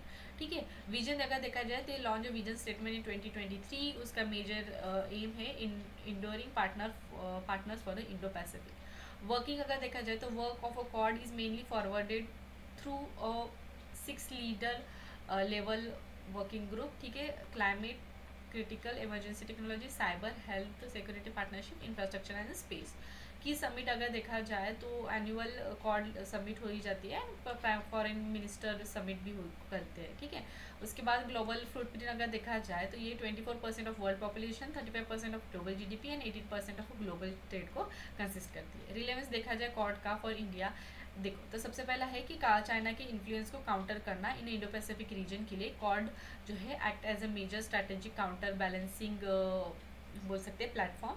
Second is maritime security, ठीक है, it will ensure freedom and navigation, also it will uphold the international law। ठीक है, third is a economic cooperation. ठीक है, जैसे हम पता है कि ये जो कंट्रीज है कॉर्ड की, they are also working in various sector जैसे कि इंफ्रास्ट्रक्चर, टेक्नोलॉजी। ठीक है, तो ये कहीं ना कहीं हम बोल सकते हैं इकोनॉमिक कॉपरेशन की फील्ड में भी जो है इंडिया के लिए कॉर्ड जो है रिलेवेंस है। उसके बाद है हेल्थ एंड ह्यूमैनिटेरियन एड। ठीक है, because played a key role in कोविड-19 vaccination, distribution and disaster relief. So this are some relevance related point for India. अब changing dynamic of a Quad अगर देखा जाए तो from military to economic alliance. ठीक है, इवन दो कॉर्ड जो है it is not a formally एक military bloc but it has transition from a military focus group to the broader alliance जो इकोनॉमिक कॉपरेशन या रीजनल स्टेबिलिटी को जो है मेनली अभी विजन स्टेटमेंट में ला रही है। ठीक है, तो ये वाला एक पॉइंट हो गया। सेक्टर ऑफ कॉपरेशन अगर देखा जाए मिलिट्री फोकस इनिशियल फेज में, उसके बाद इकोनॉमिक एक्सपांशन जो है कॉर्ड में दिखाई दिया है। देखो तो अभी मिलिट्री फोकस में अगर देखा जाए तो कॉर्ड जो है साइड बाय साइड उनके पार्टनर्स के साथ ना जो है मैरीटाइम सिक्योरिटी, उसके साथ साथ जैसे हमने देखा था कि ऑस्ट्रेलिया का जो है वो न्यूक्लियर सबमराइन प्रोवाइड कर रही है, तो ये वाला पॉइंट आ गया मैरिटाइम सिक्योरिटी वाला। उसके साथ साथ मैरिटाइम डोमेन अवेयरनेस में जो है उसको इम्प्रूव करने के लिए भी, एंड उसके साथ साथ एक जो है ओपन और फ्री इंडो पैसिफिक रीजन, ठीक है, इस्टेब्लिश करने के लिए वर्क करती है। ठीक है, उन्होंने कुछ की इनिशिएटिव्स लिए हैं जहाँ पे एक एनुअल मालाबार एक्सरसाइज की जाती है, 2+2 डायलॉग्स भी है यूएस एंड इंडिया के बीच में, एंड वेरियस जो है कॉर्ड रिलेटेड पॉलिसीज लाई गई है, जहाँ पे एक है कि कॉर्ड एक्ट, ठीक है, it has passed by US House in 2024। ठीक है, इट मेनली डायरेक्ट यूएस की स्टेट डिपार्टमेंट को कि वो इनैक्ट करे एक strategy for increasing engagement and cooperation with the Quad members. ठीक है, ये हो गया इनिशियल फेज। अभी सेकंड देखा जाए इकोनॉमिक एक्सपांशन के पॉइंट ऑफ व्यू से, तो पोस्ट कोविड ऐसा दिखाई दिया है कि most of the Covid Quad related जो इनिशिएटिव है they are focusing economic and sustainable development. ठीक है, जैसे कि यहाँ पे उन्होंने मेंशन किया है विलिंगटन डिक्लेरेशन, ठीक है, it mark as a key Quad meeting in USA. Health security related भी उन्होंने हेल्थ सिक्योरिटी पार्टनरशिप लॉन्च की, इंडो पैसिफिक लॉजिस्टिक नेटवर्क, ठीक है, जो मेनली डिजास्टर रिलेटेड रिस्पॉन्स को जो है इनहांस करने में वर्क करता है। क्वालिटी इंफ्रास्ट्रक्चर के लिए Quad port of a future initiative को लॉन्च किया। क्रिटिकल एंड इमर्जिंग टेक्नोलॉजी, ठीक है, प्रमोट कर for promoting open RAN development and Quad investor network for a tech investment. Then clean energy के सेक्टर हो गया, उसके साथ साथ climate Quad climate change adaptation and mitigation package 2022 को लॉन्च किया गया था। Cyber security related, space collaboration related and counter terrorism related भी जो है वेरियस इनिशिएटिव्स कॉर्ड ने लिए हैं। ठीक है, तो अब देखते हैं चैलेंजेस। अभी चैलेंजेस अगर देखा जाए तो लैक ऑफ इंस्टीट्यूशनल फ्रेमवर्क, ठीक है, एक जो फॉर्मल स्ट्रक्चर होता है जैसे कि ऑर्गेनाइजेशन नाटो टाइप के ऑर्गेनाइजेशन में दिखाई देता है, उस टाइप का जो एक फॉर्मल स्ट्रक्चर जो है वो लैक करता है कॉर्ड में। ठीक है, उसके बाद है अनइक्वल बर्डन शेयरिंग, ठीक है, कॉर्ड के जो मेंबर्स है दे हैव वेरियस फाइनेंशियल और we can say that varying financial resources, और उनकी जो प्रायोरिटीज़ है या उनके जो कैपेबिलिटीज़ है वो डिफरेंट है, तो ये कहीं ना कहीं जो है it create a imbalance and thus कहीं ना कहीं कुछ मेंबर्स में जो है ज़्यादा रिस्पॉन्सिबिलिटी देती है as compare to the other member. ठीक है, next is a conflicting partner.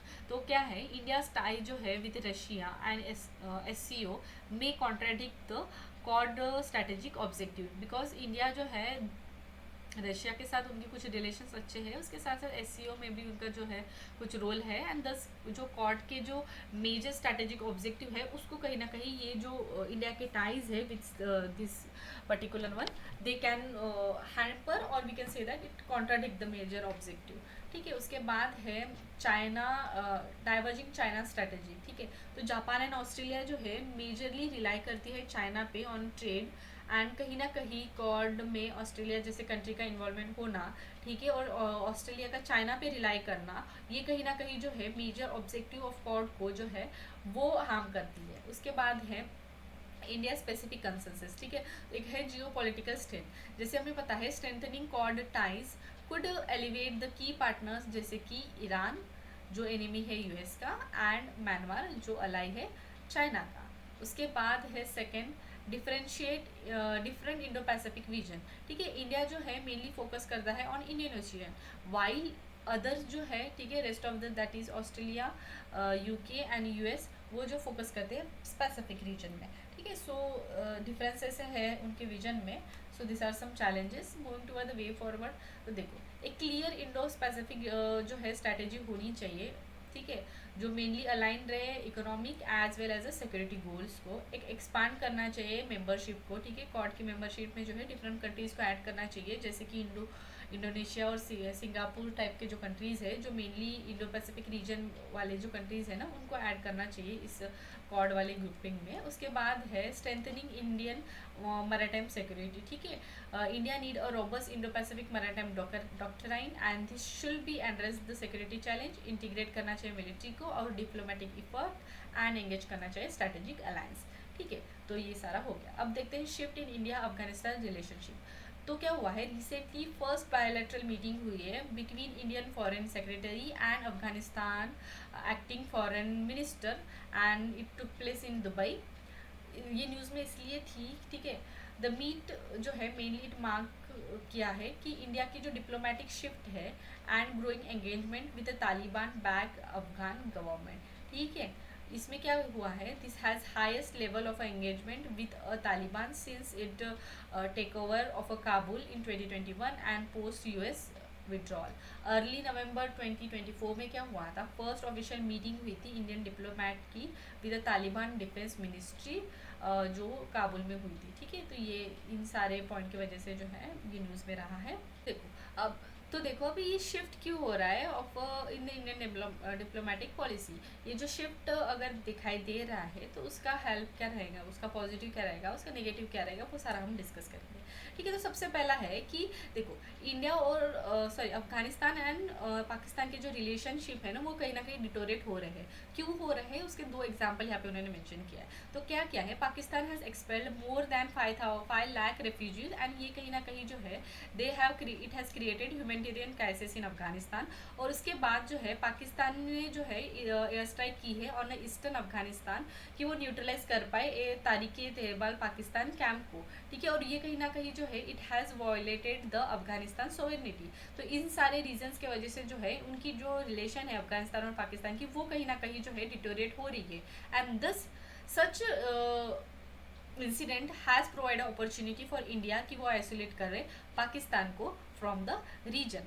ये हो गया फर्स्ट पॉइंट। अब moving to the second point that is to counter a China rising China's influence, ठीक है। तो देखो अगर इंडिया जो है अफगानिस्तान के साथ जो है उनके टाइज जो है प्रॉपरली अच्छे से बनाती है तो ये कहीं ना कहीं जो है चाइना का जो इन्फ्लुएंस वहाँ पे हो रहा है अफगानिस्तान में ये इंक्रीज हो रहा है, ठीक है। जैसे कि चाइना क्या कर रही है, उनकी जो different type of aggressive proactive measures ले रही है कि वो अफगानिस्तान के साथ जो है उनके टाइज अच्छे से बनाए। जैसे कि उन्होंने क्या किया है, एक चाइना में जो है अफगानिस्तान में जो है एक न्यू एम्बेसडर को अपॉइंट किया, वेरियस मिनरल्स रिलेटेड या माइनिंग रिलेटेड कॉन्ट्रैक्ट को साइन कर रही है। अर्बन डेवलपमेंट प्रोजेक्ट्स जो है काबुल जैसे प्लेसेस में वो जो है डेवलप कर रही है। एंड दस जो है अपनी तरफ से वो पूरा ट्राई कर रही है कि जो है अफगानिस्तान और चाइना के रिलेशन अच्छे बन पाए। तो कहीं ना कहीं अगर इंडिया अफगानिस्तान के साथ अपने अच्छे रिलेशन बनाता है तो वो कहीं ना कहीं चाइना का जो इन्फ्लुएंस है उस रीजन में जो वो बढ़ाना चाहती है, ठीक है, वो कहीं ना कहीं उसको काउंटर करने में जो है ये उनका इंडिया और अफगानिस्तान का रिलेशन बनना जो है हेल्पफुल रह सकता है, ठीक है, to counter the China's influence. Third one is to prevent Afghan soil based terrorism. तो देखो अफगानिस्तान जो है they has been use as a launch pad for a terror group and constructive measure जो है इंश्योर कर पाएगा कि जो तालिबान है that will not allow Afghan territory to use against the India, ठीक है। ये वाला एक पॉइंट हो गया। Next is a to strengthen the connectivity and access to the central Asia, ठीक है। जैसे मैं बताया अफगानिस्तान जो है स्ट्रैटेजिक लोकेशन होल्ड करता है as a heart of Asia and ये एक एक्ट करता है as a cross road of a central and south Asia. And अगर इंडिया के टाइज उसके साथ अच्छे होते हैं तो ये कहीं ना कहीं हम बोल सकते हैं अगर हमारी जो कनेक्टिविटी जो है टू द सेंट्रल एशिया वो इजी हो पाएगी, ठीक है, जैसे कि पास्ट में होती थी एंशियंट टाइम में, ठीक है। यहाँ पे जैसे मेंशन है कि India has a several ancient routes with the countries, ठीक है, सेंट्रल और एशियन कंट्रीज, ठीक है। उसके बाद है यहाँ पे एग्जांपल दिया है collaboration with Iran on Chabahar fort development project. तो वो कहीं ना कहीं अगर इनके रिलेशन अफगान और इंडिया के रिलेशन अच्छे से होती है तो ये कहीं ना कहीं इम्प्रूव करेंगी access to the central Asia via Afghanistan. Fifth one is to restart a developmental project and ensure करे कि ऑलरेडी जितनी इंश्योर करे एक सिक्योर इन्वेस्टमेंट हो पाए वेरियस प्रोजेक्ट्स में, ठीक है। उसके साथ साथ India has also train Afghan officer and they have also provide various scholarship programmes. उसके साथ साथ इंडिया ने जो है they have build parliament building in Afghanistan. तो इस टाइप के जो प्रोजेक्ट्स है डेवलप प्रोजेक्ट्स जो है इंडिया जो है स्टार्ट करना चाहिए। उसके बाद है strengthening the India soft power, ठीक है, in the form of a humanitarian assistance जैसे कि वीट प्रोवाइड करना वगैरह वगैरह। उसके बाद है to ensure a stability in the region, ठीक है। इंडिया जो है इज़ कंसर्न कि जो है इस टाइप की जो इंस्टेबिलिटी अफगानिस्तान रीजन में दिखाई देती है, सो इंडिया कैन एक्ट और India can take certain measures to ensure a stability in the region. So this are some point. Now to moving toward the next one that is why this shift. ये जो अगर shift दिखाई देता है अफगानिस्तान और India के relation में जो है क्लोजनेस बढ़ने का, ठीक है, ये कहीं ना कहीं चैलेंजिंग किस तरीके से हो सकता है। तो सबसे पहला है कि तालिबान इंटरनल डायनामिक, ठीक है, तालिबान जो है it act as a violent and a brutal actor and they have little done little reform in itself. तो ये कहीं ना कहीं जो है हम बोल सकते हैं if India is supporting such countries, तो ये कहीं ना कहीं इंडिया के वैल्यू सिस्टम को हार्म कर सकता है। बिकॉज यहाँ पे एग्जांपल भी दिया है specially in the treatment towards the women and girls, ठीक है, तालिबान का अगर बिहेवियर अगर देखा जाए वुमेन्स के साथ, ठीक है, ये वाला एक पॉइंट आ जाएगा। Second is the terrorism and security concern, ठीक है, तालिबान जो है it is majorly backed by various global and regional terror outfit, ठीक है, तो ये कहीं ना कहीं डायरेक्ट थ्रेट हो सकता है इंडिया को, ठीक है। और यहाँ पे एग्जाम्पल भी उन्होंने दिया है, presence of a terror group such as Islamic State of Khorasan, ठीक है, अलकायदा, पाकिस्तान बैक एलिटी, ठीक है, ये वाला सारा पॉइंट। बाद में है ड्रग ट्रैफिकिंग। अफगानिस्तान जो है it consider as a leading producer of opium globally and drug trade जो है has fueled instability and violence in the region and thus it can impact both India as well as Afghanistan और increase the presence of China, ठीक है। तो China का जो presence है अफगानिस्तान में, ठीक है, after the Taliban overtake it has been raise concern for India because ये कहीं ना कहीं अगर चाइना अगर इन्फ्लुएंस बढ़ाती है तो उनकी जो पॉलिसीज़ है जैसे कि चाइना पाकिस्तान इकोनॉमिक कॉरिडोर जो अफगानिस्तान से पास होगा उसको जो है वो बिल्ड करने का ट्राई करेंगी और ये कहीं ना कहीं जो है कंसर्न है इंडिया के लिए। So this are some challenges तो इंडिया को डील करने पड़ेंगी टू बिफोर और we can say that before having a close tie with Afghanistan and India. अब देखते हैं way forward. Act based policy उसको लाओ और प्रॉपरली जो है यूटिलाइज करना चाहिए, ठीक है, ह्यूमैनिटेरियन असिस्टेंस प्रोवाइड करना चाहिए and it also can act as a countering measure to measure against China. उसके बाद है रिज्यूम द डेवलपमेंटल प्रोजेक्ट, ठीक है, उसके बाद है कल्चरल एंगेजमेंट, ठीक है, जैसे कि पता है डेवलप करना चाहिए पीपल टू पीपल टाइज, ठीक है, लिबरलाइज करना चाहिए वीजा रेजिम्स को for Afghan people, enhance the diplomatic engagement, ठीक है, at a various international and multilateral forum such as such as a SAARC, ठीक है, इस टाइप के जो forums है उसमें जो है enhance करना चाहिए diplomatic engagement को। so these are some point। तो ये हो गया हमारा न्यूज़। अब देखते हैं इंडिया यूरोपियन यूनियन रिलेशन। तो रिसेंटली हाई लेवल मीटिंग हुई है बिटवीन ईयू के ट्रेड कमिश्नर एंड इंडिया के Indian commerce and industry minister के बीच में, ठीक है, इसके इनके बीच में जो मीटिंग हुई है ना, ठीक है, ड्यूरिंग दिस मीटिंग एक रोड मैप डेवलप किया गया है जहाँ पे 6 ब्रॉड प्रिंसिपल डिसाइड किए हैं for building a mutual beneficial partnership between India and European union, ठीक है। अगर ये 6 रोड मैप अगर देखा जाए जहाँ पे कुछ कॉमन वैल्यूज़, ठीक है, जैसे कि डेमोक्रेसी, रूल ऑफ लॉ, इस टाइप को प्रमोट करना, क्वालिटेटिव प्रोडक्शन, ठीक है, जैसे कि zero defect and zero effect principle वाला पॉइंट लाना, सस्टेनेबल डेवलपमेंट प्रिंसिपल, ठीक है, कॉमन बट डिफरेंशियल रिस्पॉन्सिबिलिटी वाला प्रिंसिपल। उसके बाद है ट्रेड अरेंजमेंट, ठीक है, फ्री एंड फेयर ट्रेड होना चाहिए, technology and supply chain resilience को जो बूस्ट करना। उसके बाद है पीपल टू पीपल टाइज जो है बढ़ाना, ठीक है। This are some 6 point road map for the cooperation between this two countries. अब देखा जाए सिग्निफिकेंस क्या है इंडिया एंड यूरोपियन यूनियन के रिलेशन का। तो सबसे पहला है हिस्टोरिकल रिलेशनशिप, ठीक है, इसमें क्या है इंडिया जो है it was among the first country जिन्होंने डिप्लोमेटिक रिलेशनशिप इस्टेब्लिश की यूरोपियन के साथ, ठीक है, एंड दस उसके साथ साथ यहाँ पे मेंशन है during the 5th India EU summit held in 2004 in Hague there was a relationship and their relationship has been upgraded to the strategic partnership, ठीक है, पहले वैसे पार्टनरशिप थी उसके बाद जो है स्ट्रैटेजिक पार्टनरशिप में जो है डेवलपमेंट हुआ है, ठीक है। हिस्टोरिकल टाइज जो है एक सिग्निफिकेंट हम बोल सकते हैं। उसके बाद है ट्रेड पार्टनरशिप, ठीक है, तो इंडिया जो है लार्जेस्ट ट्रेड पार्टनर रहा है, सॉरी EU का इंडिया जो है लार्जेस्ट ट्रेड पार्टनर रहा है एंड इंडिया में जो है EU is a 9th largest trading partner and India has maintaining the surplus in it. Third one is a strategic alignment, ठीक है, तो कॉमन इंटरेस्ट जो है दोनों कंट्रीज़ में काफ़ी ज़्यादा दिखाई देती है इन वेरियस सेक्टर, जैसे कि सिक्योरिटी हो गया, रिन्यूएबल एनर्जी हो गया या क्लाइमेट चेंज हो गया and thus we can say that having such bilateral dialogues और bilateral partnership agreement it can act as a positive point to develop a beautiful relationship between this countries, ठीक है। European union यहाँ पे उन्होंने जो है दिखाया है मैप में। अब यहाँ पे और कुछ पॉइंट मेंशन है, जैसे कि European Union economic eco Indo Pacific strategy, ठीक है, जो मेनली डील करेंगे इंडो पैसिफिक रीजन को। उसके बाद है both are committed for to reform the multilateral institution, ठीक है, दोनों को जो है मल्टीलैटरल इंस्टीट्यूशन में रिफॉर्म लाना है, जैसे कि वर्ल्ड हेल्थ ऑर्गेनाइजेशन हो गया या और WTO हो गया। उसके बाद है India European union clean energy and climate partnership, जो 2016 में लॉन्च हुई थी, ठीक है, जिसका मेजर एम है कि वो जो भी पेरिस एग्रीमेंट रिलेटेड ऑब्जेक्टिव है उसको जो है इम्प्लीमेंट कर पाए। नेक्स्ट कनेक्टिविटी में अगर देखा जाए तो कनेक्टिविटी पार्टनरशिप 2021 में जो है दोनों कंट्रीज ने लाई थी, जो यहाँ पे मेनली एम रहेगा to enhance digital energy transport and people to people connectivity. Example यहाँ पे दिया है India middle east European east Europe economic corridor. अगर इंडिया में फॉर इंडिया के लिए अगर कुछ पॉइंट्स देखा जाए तो इन्वेस्टमेंट सेक्टर्स, ठीक है, यहाँ पे दिया है for investment foreign direct investment inflow from EU to India, ठीक है, one of the largest source है। उसके बाद है एक्सपोर्ट प्रमोशन, EU जो है, ठीक है, प्रोवाइड करता है एक Avenue for tapping Indian export potential, ठीक है, इन वेरियस सेक्टर, फार्मास्यूटिकल हो गया, IT हो गया, या उसके साथ साथ एग्रीकल्चर हो गया या टेक्सटाइल हो गया।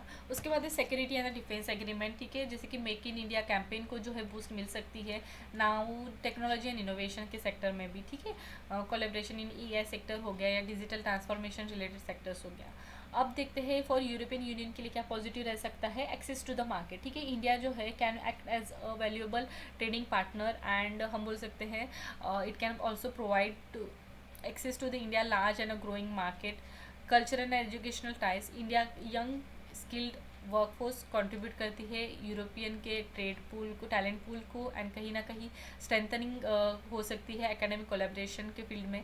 उसके बाद है जियो पॉलिटिकल कॉपरेशन, तो EU जो है दे कैन लिवरेज इंडिया उनकी इंडिया की जो मेजर सेंट्रलिटी है Indo Pacific region as well as उनका जो ग्रोथ पोटेंशियल है फॉर इम्प्रूविंग द ग्लोबल जो भी पोजीशन है in a global south region, ठीक है, उस टाइप के कॉपरेशन को जो है बूस्ट करने के लिए EU जो है इंडिया का जो रोल है उसको लिवरेज कर सकती है। उसके बाद है security and stability, so India has provided security and stability in Indian Ocean and through various critical European sea line of communication, and it carries 35% of a trade with Asia pass।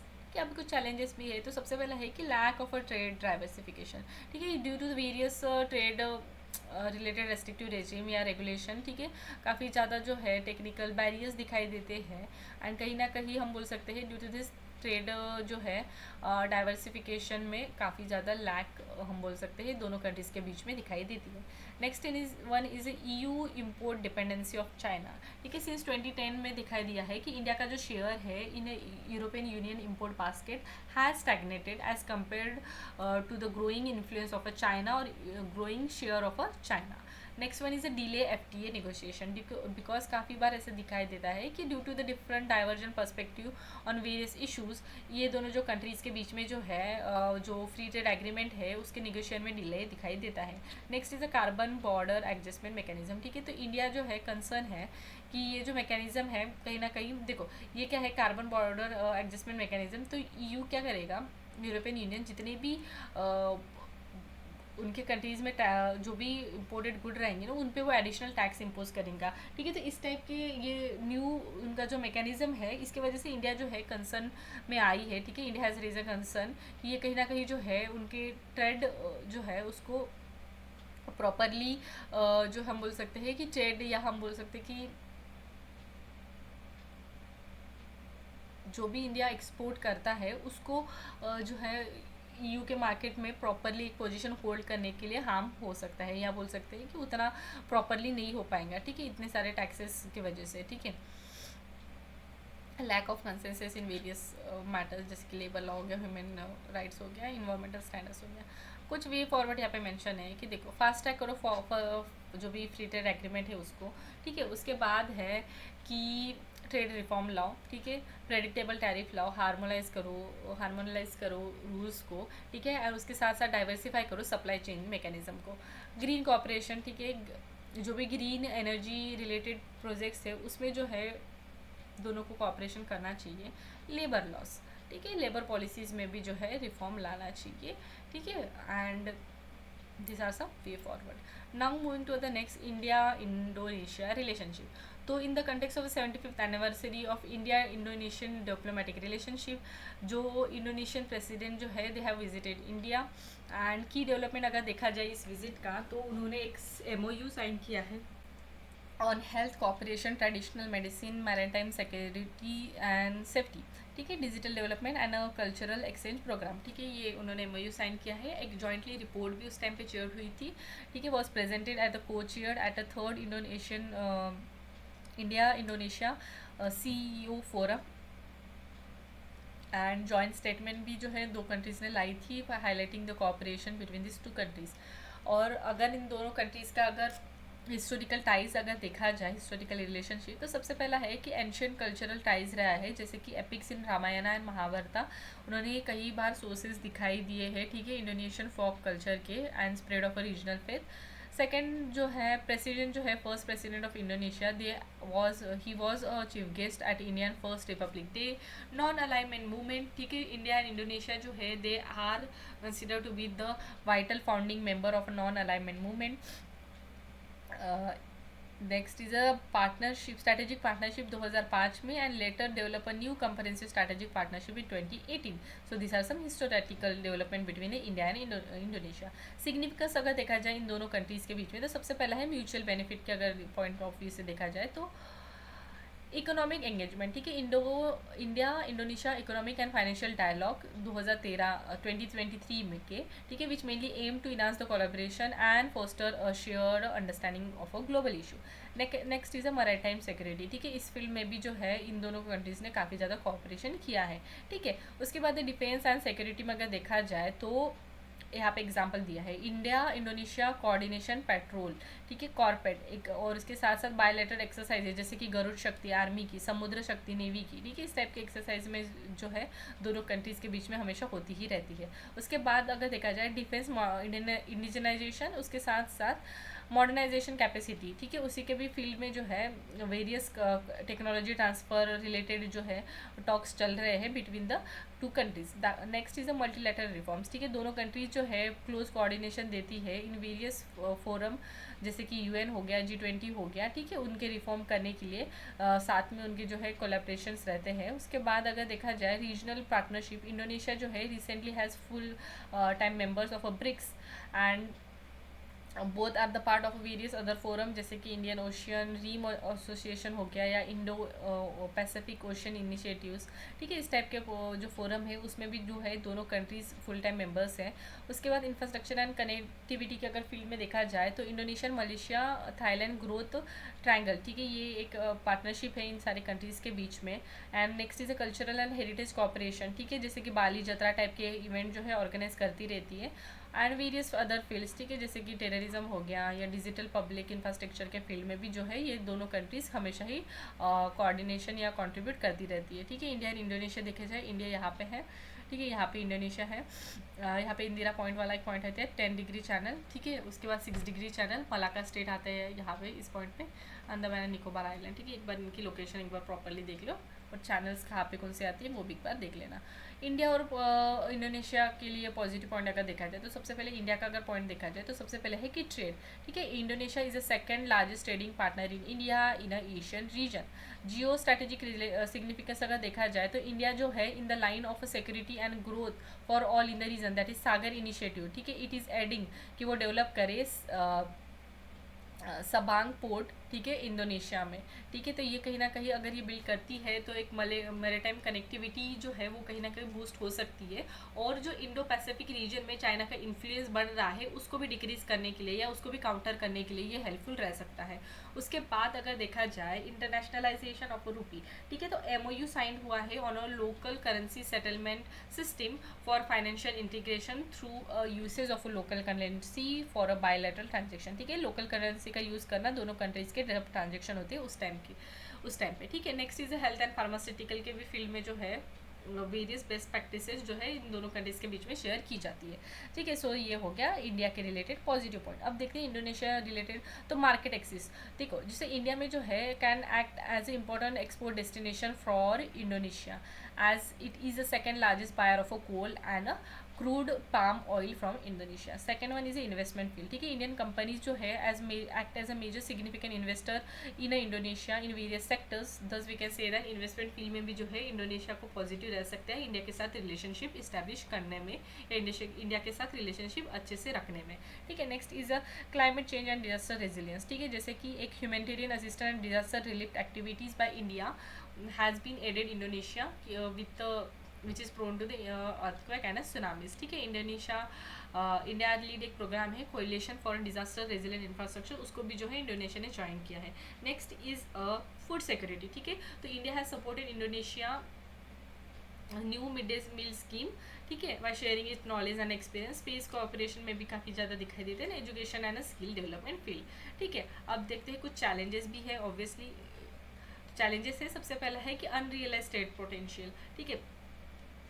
Bilateral ties जो है इन दोनों countries के बीच में अच्छे होने के बावजूद भी जो है ट्रेड का जो एक पोटेंशियल लेवल होना चाहिए वो कहीं ना कहीं थोड़ा सा कम दिखाई देता है, ठीक है। तो कहीं ना कहीं ये एक रीज़न हो सकता है क्यों हो, मतलब किस वजह से ये जो है हम बोल सकते हैं अनयूटिलाइज ट्रेड पोटेंशियल है, बिकॉज सम हाई टैरिफ और नॉन टैरिफ बैरियर जो है उसके साथ साथ एक low free trade agreement between this countries, ठीक है, होने की वजह से कहीं ना कहीं एक ट्रेड पोटेंशियल को जो है ये दोनों कंट्रीज रीच नहीं कर पाई है, ठीक है। नेक्स्ट इज चाइनाज इन्फ्लुएंस, ठीक है। चाइना का जो इन्फ्लुएंस है इंडोनेशिया के रीजन में कहीं ना कहीं बढ़ते हुए दिखाई दे रहा है, एंड चाइना की जो इन्वेस्टमेंट है in various sector in Indonesia, उसके साथ साथ उनका जो इनिशिएटिव है बेल्ट एंड रोड इनिशिएटिव, उसको भी जो है कहीं ना कहीं उसके भी फील्ड में जो है चाइना उन कंट्रीज़ में डेवलप कर रहा है, सॉरी इंडोनेशिया में जो है चाइना इन्वेस्ट कर रहा है, thus it raise a consensus.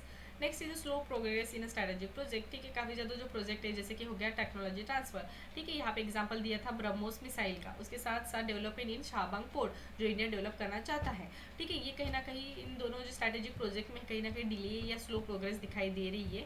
उसके बाद है लैक ऑफ कनेक्टिविटी, ठीक है। लिमिटेड डायरेक्ट एक्सेस है, ठीक है, डायरेक्ट कनेक्टिविटी वाला पॉइंट आ जाता है, thus we can say that people to people interaction में भी जो है दिक्कतें दिखाई देती है। So this are some problem. अभी वे फॉरवर्ड क्या है, तो देखो आइडेंटिफाई करो कोलैबोरेशन एरिया का, ठीक है। ट्रेड रिफॉर्म लाओ, ठीक है। फ्री ट्रेड एग्रीमेंट को रैशनलाइज करो, उसके साथ साथ जो भी कंप्रेहेंसिव इकोनॉमिक पार्टनरशिप एग्रीमेंट है उसको जो है एक्सेलरेट करना चाहिए। बाद में है कैपिटलाइजेशन ऑफ रीजनल कॉपरेशन, ठीक है। रीजनल कॉपरेशन के फील्ड में, ठीक है, जैसे हमें पता है कि इंडिया और Indonesia different type of organisation में साथ में आती है, ठीक है। तो जब साथ में आती है तो उस टाइम पे जो है वेरियस कॉपरेशन रिलेटेड मेजर जो है उन दोनों को लेने चाहिए, ठीक है। उसके बाद एक cooperation in the global south, ठीक है। They should work together and try to resolve the issues in of global south through south to south collaboration.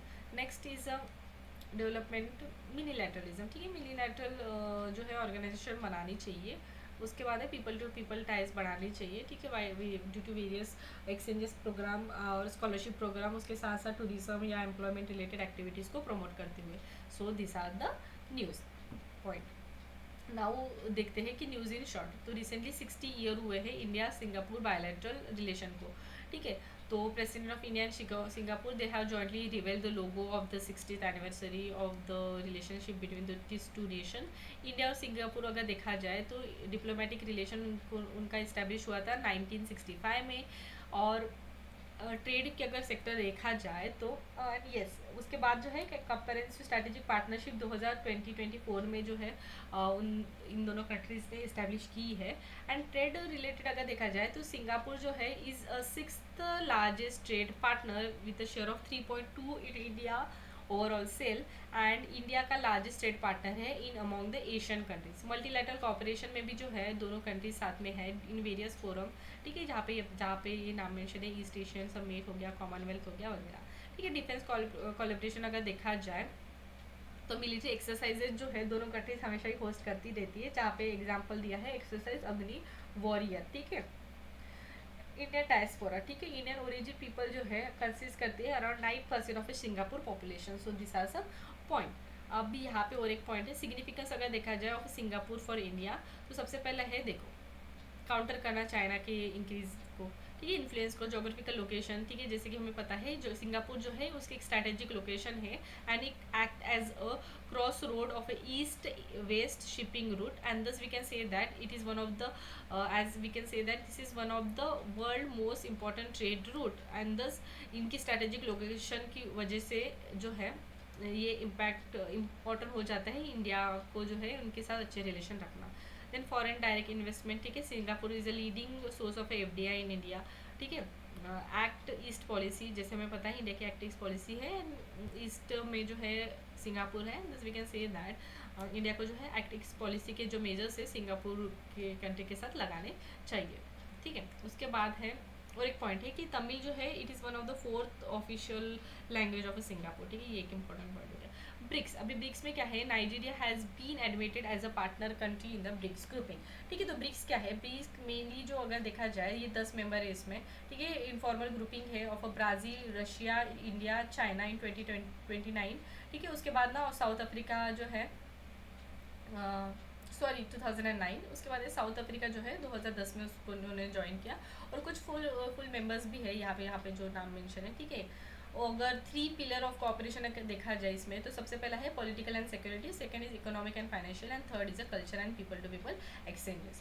BRICS में रिप्रेजेंट करता है around 40% of global population and it estimate 37.3% of global GDP, ठीक है। India जो है BRIC की summit 4th summit recent अगर summit देखा जाए 13 समिट 2021 में उन्होंने होस्ट की थी। अब देखते हैं birth right citizenship in US. तो यूएस की जो प्रेसिडेंट है they have sign an executive order कि वो एंड करे बर्थ राइट सिटीजनशिप, ठीक है। अभी बर्थ राइट सिटीजनशिप क्या होता है, तो बर्थ राइट सिटीजनशिप एक ऐसा प्रोविजन है यूएस के कॉन्स्टिट्यूशन में जो मेनली ग्रांट करता है ऑटोनॉमिकली जो है सिटीजनशिप। अगर कोई पर्सन जो है यूएस में बॉर्न होता है, ठीक है, तो उसको ऑटोमेटिकली सिटीजनशिप मिल जाएंगी यूएस की, ठीक है। तो इसको जो है एंड करने का जो है यूएस प्रेसिडेंट ने साइन किया है एग्जीक्यूटिव ऑर्डर को, ठीक है। तो ये बस उसी के पॉइंट में दिया है एंड ये इसका इम्प्लीकेशन क्या रहेगा, इसका इम्प्लीकेशन ये रहेगा कि H1B वीज़ा होल्डर को जो है अगर उनके चिल्ड्रंस इंडियन प्रोफेशनल के चिल्ड्रंस अगर वहाँ पे बॉर्न होते हैं तो उनको जो है यूएस की सिटीजनशिप नहीं मिलेगी, ठीक है। ऑटोनॉमिक सिटीजनशिप के लिए वो क्वालिफाई नहीं होंगे। उसके बाद है टेम्परेरी वीज़ा होल्डर, ठीक है। इंडियन स्टूडेंट जो है one of the largest group of international student and families on temporary visa will face a difficulty for insuring citizenship for a US born childrens. उसके बाद है इम्पैक्ट कर सकता है इमिग्रेशन को, ठीक है, and it can also curb birth related tourism. So this are some point. अब देखते हैं evolution of Indian citizenship law. अगर इंडिया का सिटीजनशिप अगर लॉ देखा जाए तो सबसे पहला है कि बर्थ राइट सिटीजनशिप अप्लाई होती है to all the born in India, ठीक है, आफ्टर जनवरी 26 जनवरी 1950। ये मेंशन है सिटीजनशिप एक्ट 1955 में। उसमें अमेंडमेंट हुई थी जहाँ पे माइग्रेंट इन्फ्लक्स एड्रेस किया गया था, ठीक है, सिटीजनशिप रेस्ट्रिक्शन लाई गई थी ऑन इंडियन सिटीजन। उसके बाद 2003 में भी फिर से एक अमेंडमेंट हुआ जहाँ पे मेंशन है इनलीगल इमिग्रेंट एक्सक्लूड किया गया था, ठीक है, इस प्रोविजन के लिए। ये हो गया सारा evolution of Indian citizenship law. Next is a world largest hydro power dam on Brahmaputra. तो रिसेंटली चाइना जो है they have approved a construction of a world largest dam and a world biggest infra project in a Medog region of a Tibet, ठीक है। ये जो dam रहेगा it will over 3 time capacity रहेंगी of a 3 gorge dam जो currently world के largest रहेगा, ठीक है, in the central China region. Project का अगर ओवरव्यू देखा जाए तो ये यारलुंग झैम्बो रिवर, ठीक है, तिब्बतियन नेम है ऑफ ब्रह्मपुत्र, इस पे बनाया जाएगा। It has a huge gorge in Himalayan region, ठीक है, यहाँ पे आप इस फिगर में देख सकते हो। उसके बाद पर्पस अगर देखा जाए कार्बन न्यूट्रलिटी को प्रमोट करना गोल है उनका, boost industries and create a job in Tibet. Concerns raise हो रहे हैं, देखो सबसे पहला है इंजीनियरिंग चैलेंज, ठीक है। टिबेटियन प्लेटू जो है वो काफ़ी ज़्यादा फ्रीक्वेंटली एक्सपीरियंस करता है अर्थक्वेक को, उसके साथ साथ टेक्टोनिक प्लेट्स भी वहाँ पे काफ़ी ज़्यादा है, जिस वजह से हम बोल सकते हैं उस डैम को कंस्ट्रक्ट करना जो है एक चैलेंज रह सकता है। उसके बाद है इन्वायरमेंटल इम्पैक्ट, ठीक है, पोटेंशियल डिस्टर्ब कर सकता है लोकल इन्वायरमेंट को या जो है वाटर फ्लो को। उसके बाद है जियो पोलिटिकल रिस्क, ठीक है, इंडिया एंड बांग्लादेश फियर है कि इंडिया जो चाइना है वो कहीं ना कहीं वाटर की फ्लो को कंट्रोल कर पाएगा एंड दस कहीं ना कहीं एक वाटर रिलेटेड कॉन्फ्लिक्ट भी जो है हो सकती है, ठीक है। उसके बाद यहाँ पे वही है कि India and China has establish expert level mechanism in 2006, ठीक है, to address the trans border river related issue, ठीक है, ये वाला एक पॉइंट हो गया। उसके बाद है पैंगोन्स पैंगसू पास, ठीक है, पैंगसू पास इंटरनेशनल फेस्टिवल एक 3 डे इवेंट था, सेलिब्रेट किया गया था border trade and cultural exchanges को प्रमोट करने के लिए। पैंगोन्सू पास के बारे में अगर देखा जाए तो ये Patkai hill along the Indian Myanmar border में लोकेटेड है, ठीक है। अगर हिस्टोरिकल बिलीफ अगर देखा जाए तो Ahom invasion of Assam by Shan tribe, ठीक है, इसी रूट से आए थे, ऐसा कहा जाता है, ठीक है, अहोम का इन्वेजन। एंड कनेक्टिविटी देखा जाए तो सितवेल road passes through Lampong and Pangonso pass into Myanmar. Philadelphia corridor, ठीक है, recently ceasefire term between Israel and Hamas along the stipulated Israel withdrawal from Philadelphia corridor, ठीक है, ये corridor अगर देखा जाए तो it is consider to be establish किया गया था 1979 में for Israel Egypt peace treaty, ठीक है, एक नैरो स्ट्रिप ऑफ लैंड है अलोंग द गाजा बॉर्डर, ठीक है। यहाँ पे अगर देखा जाए हमें जैसे पता है इजराइल और पैलेस्टाइन का इशू हमेशा ही चलता रहता है, ठीक है, तो यहाँ पे ना एक गाजा स्ट्रिप है, तो यहाँ पे एक कॉरिडोर है, आई थिंक ये रेड में दिखाया है, देखो ये वाला कॉरिडोर है गाजा स्ट्रिप के यहाँ पे, ठीक है, तो ये याद रखना कि ये कॉरिडोर कहाँ पे है। क्रिटिकल बाउंड्रीज है between southern Gaza strip and Egyptian Sinai peninsula, ठीक है, यहाँ पे जैसे हमें पता है इजिप्ट है और ये वाला इजराइल पार्ट है। मेडिटेरियन सी, ठीक है, मेडिटेरियन सी के बॉर्डरिंग कंट्रीज आते हैं, ये याद रखना, बस इतना इंपॉर्टेंट है, बाकी कुछ यहाँ पे है नहीं। गल्फ ऑफ मैक्सिको, ठीक है, रिसेंटली एक प्रपोजल आया था कि गल्फ ऑफ मैक्सिको का नाम चेंज करके गल्फ ऑफ अमेरिका बनाना चाहिए, ठीक है। तो अगर गल्फ ऑफ मैक्सिको का देखा जाए तो उसके बॉर्डर कंट्रीज़ है यूएसए नॉर्थ में, मैक्सिको वेस्ट एंड साउथ में, and Cuba south and south east में, ठीक है। मेनली इट कनेक्ट करता है Atlantic ocean through the state of Florida and the Caribbean sea via Yucatan canal, ठीक है। ड्रेनिंग रिवर देखा जाए तो मिसिसिपी रिवर इसमें है। कंट्रोल ऑफ ओनरशिप अगर देखा जाए तो यूएस, मैक्सिको एंड क्यूबा में आती है। So this is the point related to Gulf of Mexico. Then Panama canal, ठीक है, तो पनामा चैनल अगर देखा जाए तो यूएस के जो प्रेसिडेंट है, ठीक है, Donald Trump, they have threaten कि वो रीइम्पोज करे यूएस का control over the Panama canal. अभी पनामा कैनल अगर देखा जाए तो ये आर्टिफिशियली कंस्ट्रक्टेड वाटरवे है जो मेनली कनेक्ट करता है पैसिफिक एंड अटलांटिक ओशन को थ्रू द पनामा, ठीक है। और ये जो कैनल का ट्रांसपोर्ट अगर देखा जाए, transport ship through a Gatun lake, और ये जो कैनल है ना, it is one of the 2 most strategic artificial waterway in the world, ठीक है। एंड ये वाला एक पनामा कैनल हो गया, सेकेंड वाला है जो है सुएज कैनल हो गया। एंड ये जो पनामा कैनल की वजह से क्या होता है, it shorten the journeys of a ship between east and a west coast of a USA. So this is related to the Panama canal, ठीक है। यहाँ पे आप देख सकते हो ये वाला ऊपर वाला पार्ट हो गया, ये साउथ अमेरिका या नॉर्थ अमेरिका, और यहाँ पे है पनामा कैनल, ठीक है। That's it for the today's news of international relation, पूरा हमने कवर कर लिया है। Thank you. अगर आपको वीडियो पसंद आता है then please do like share and subscribe. See you soon in the next video. Till then thank you.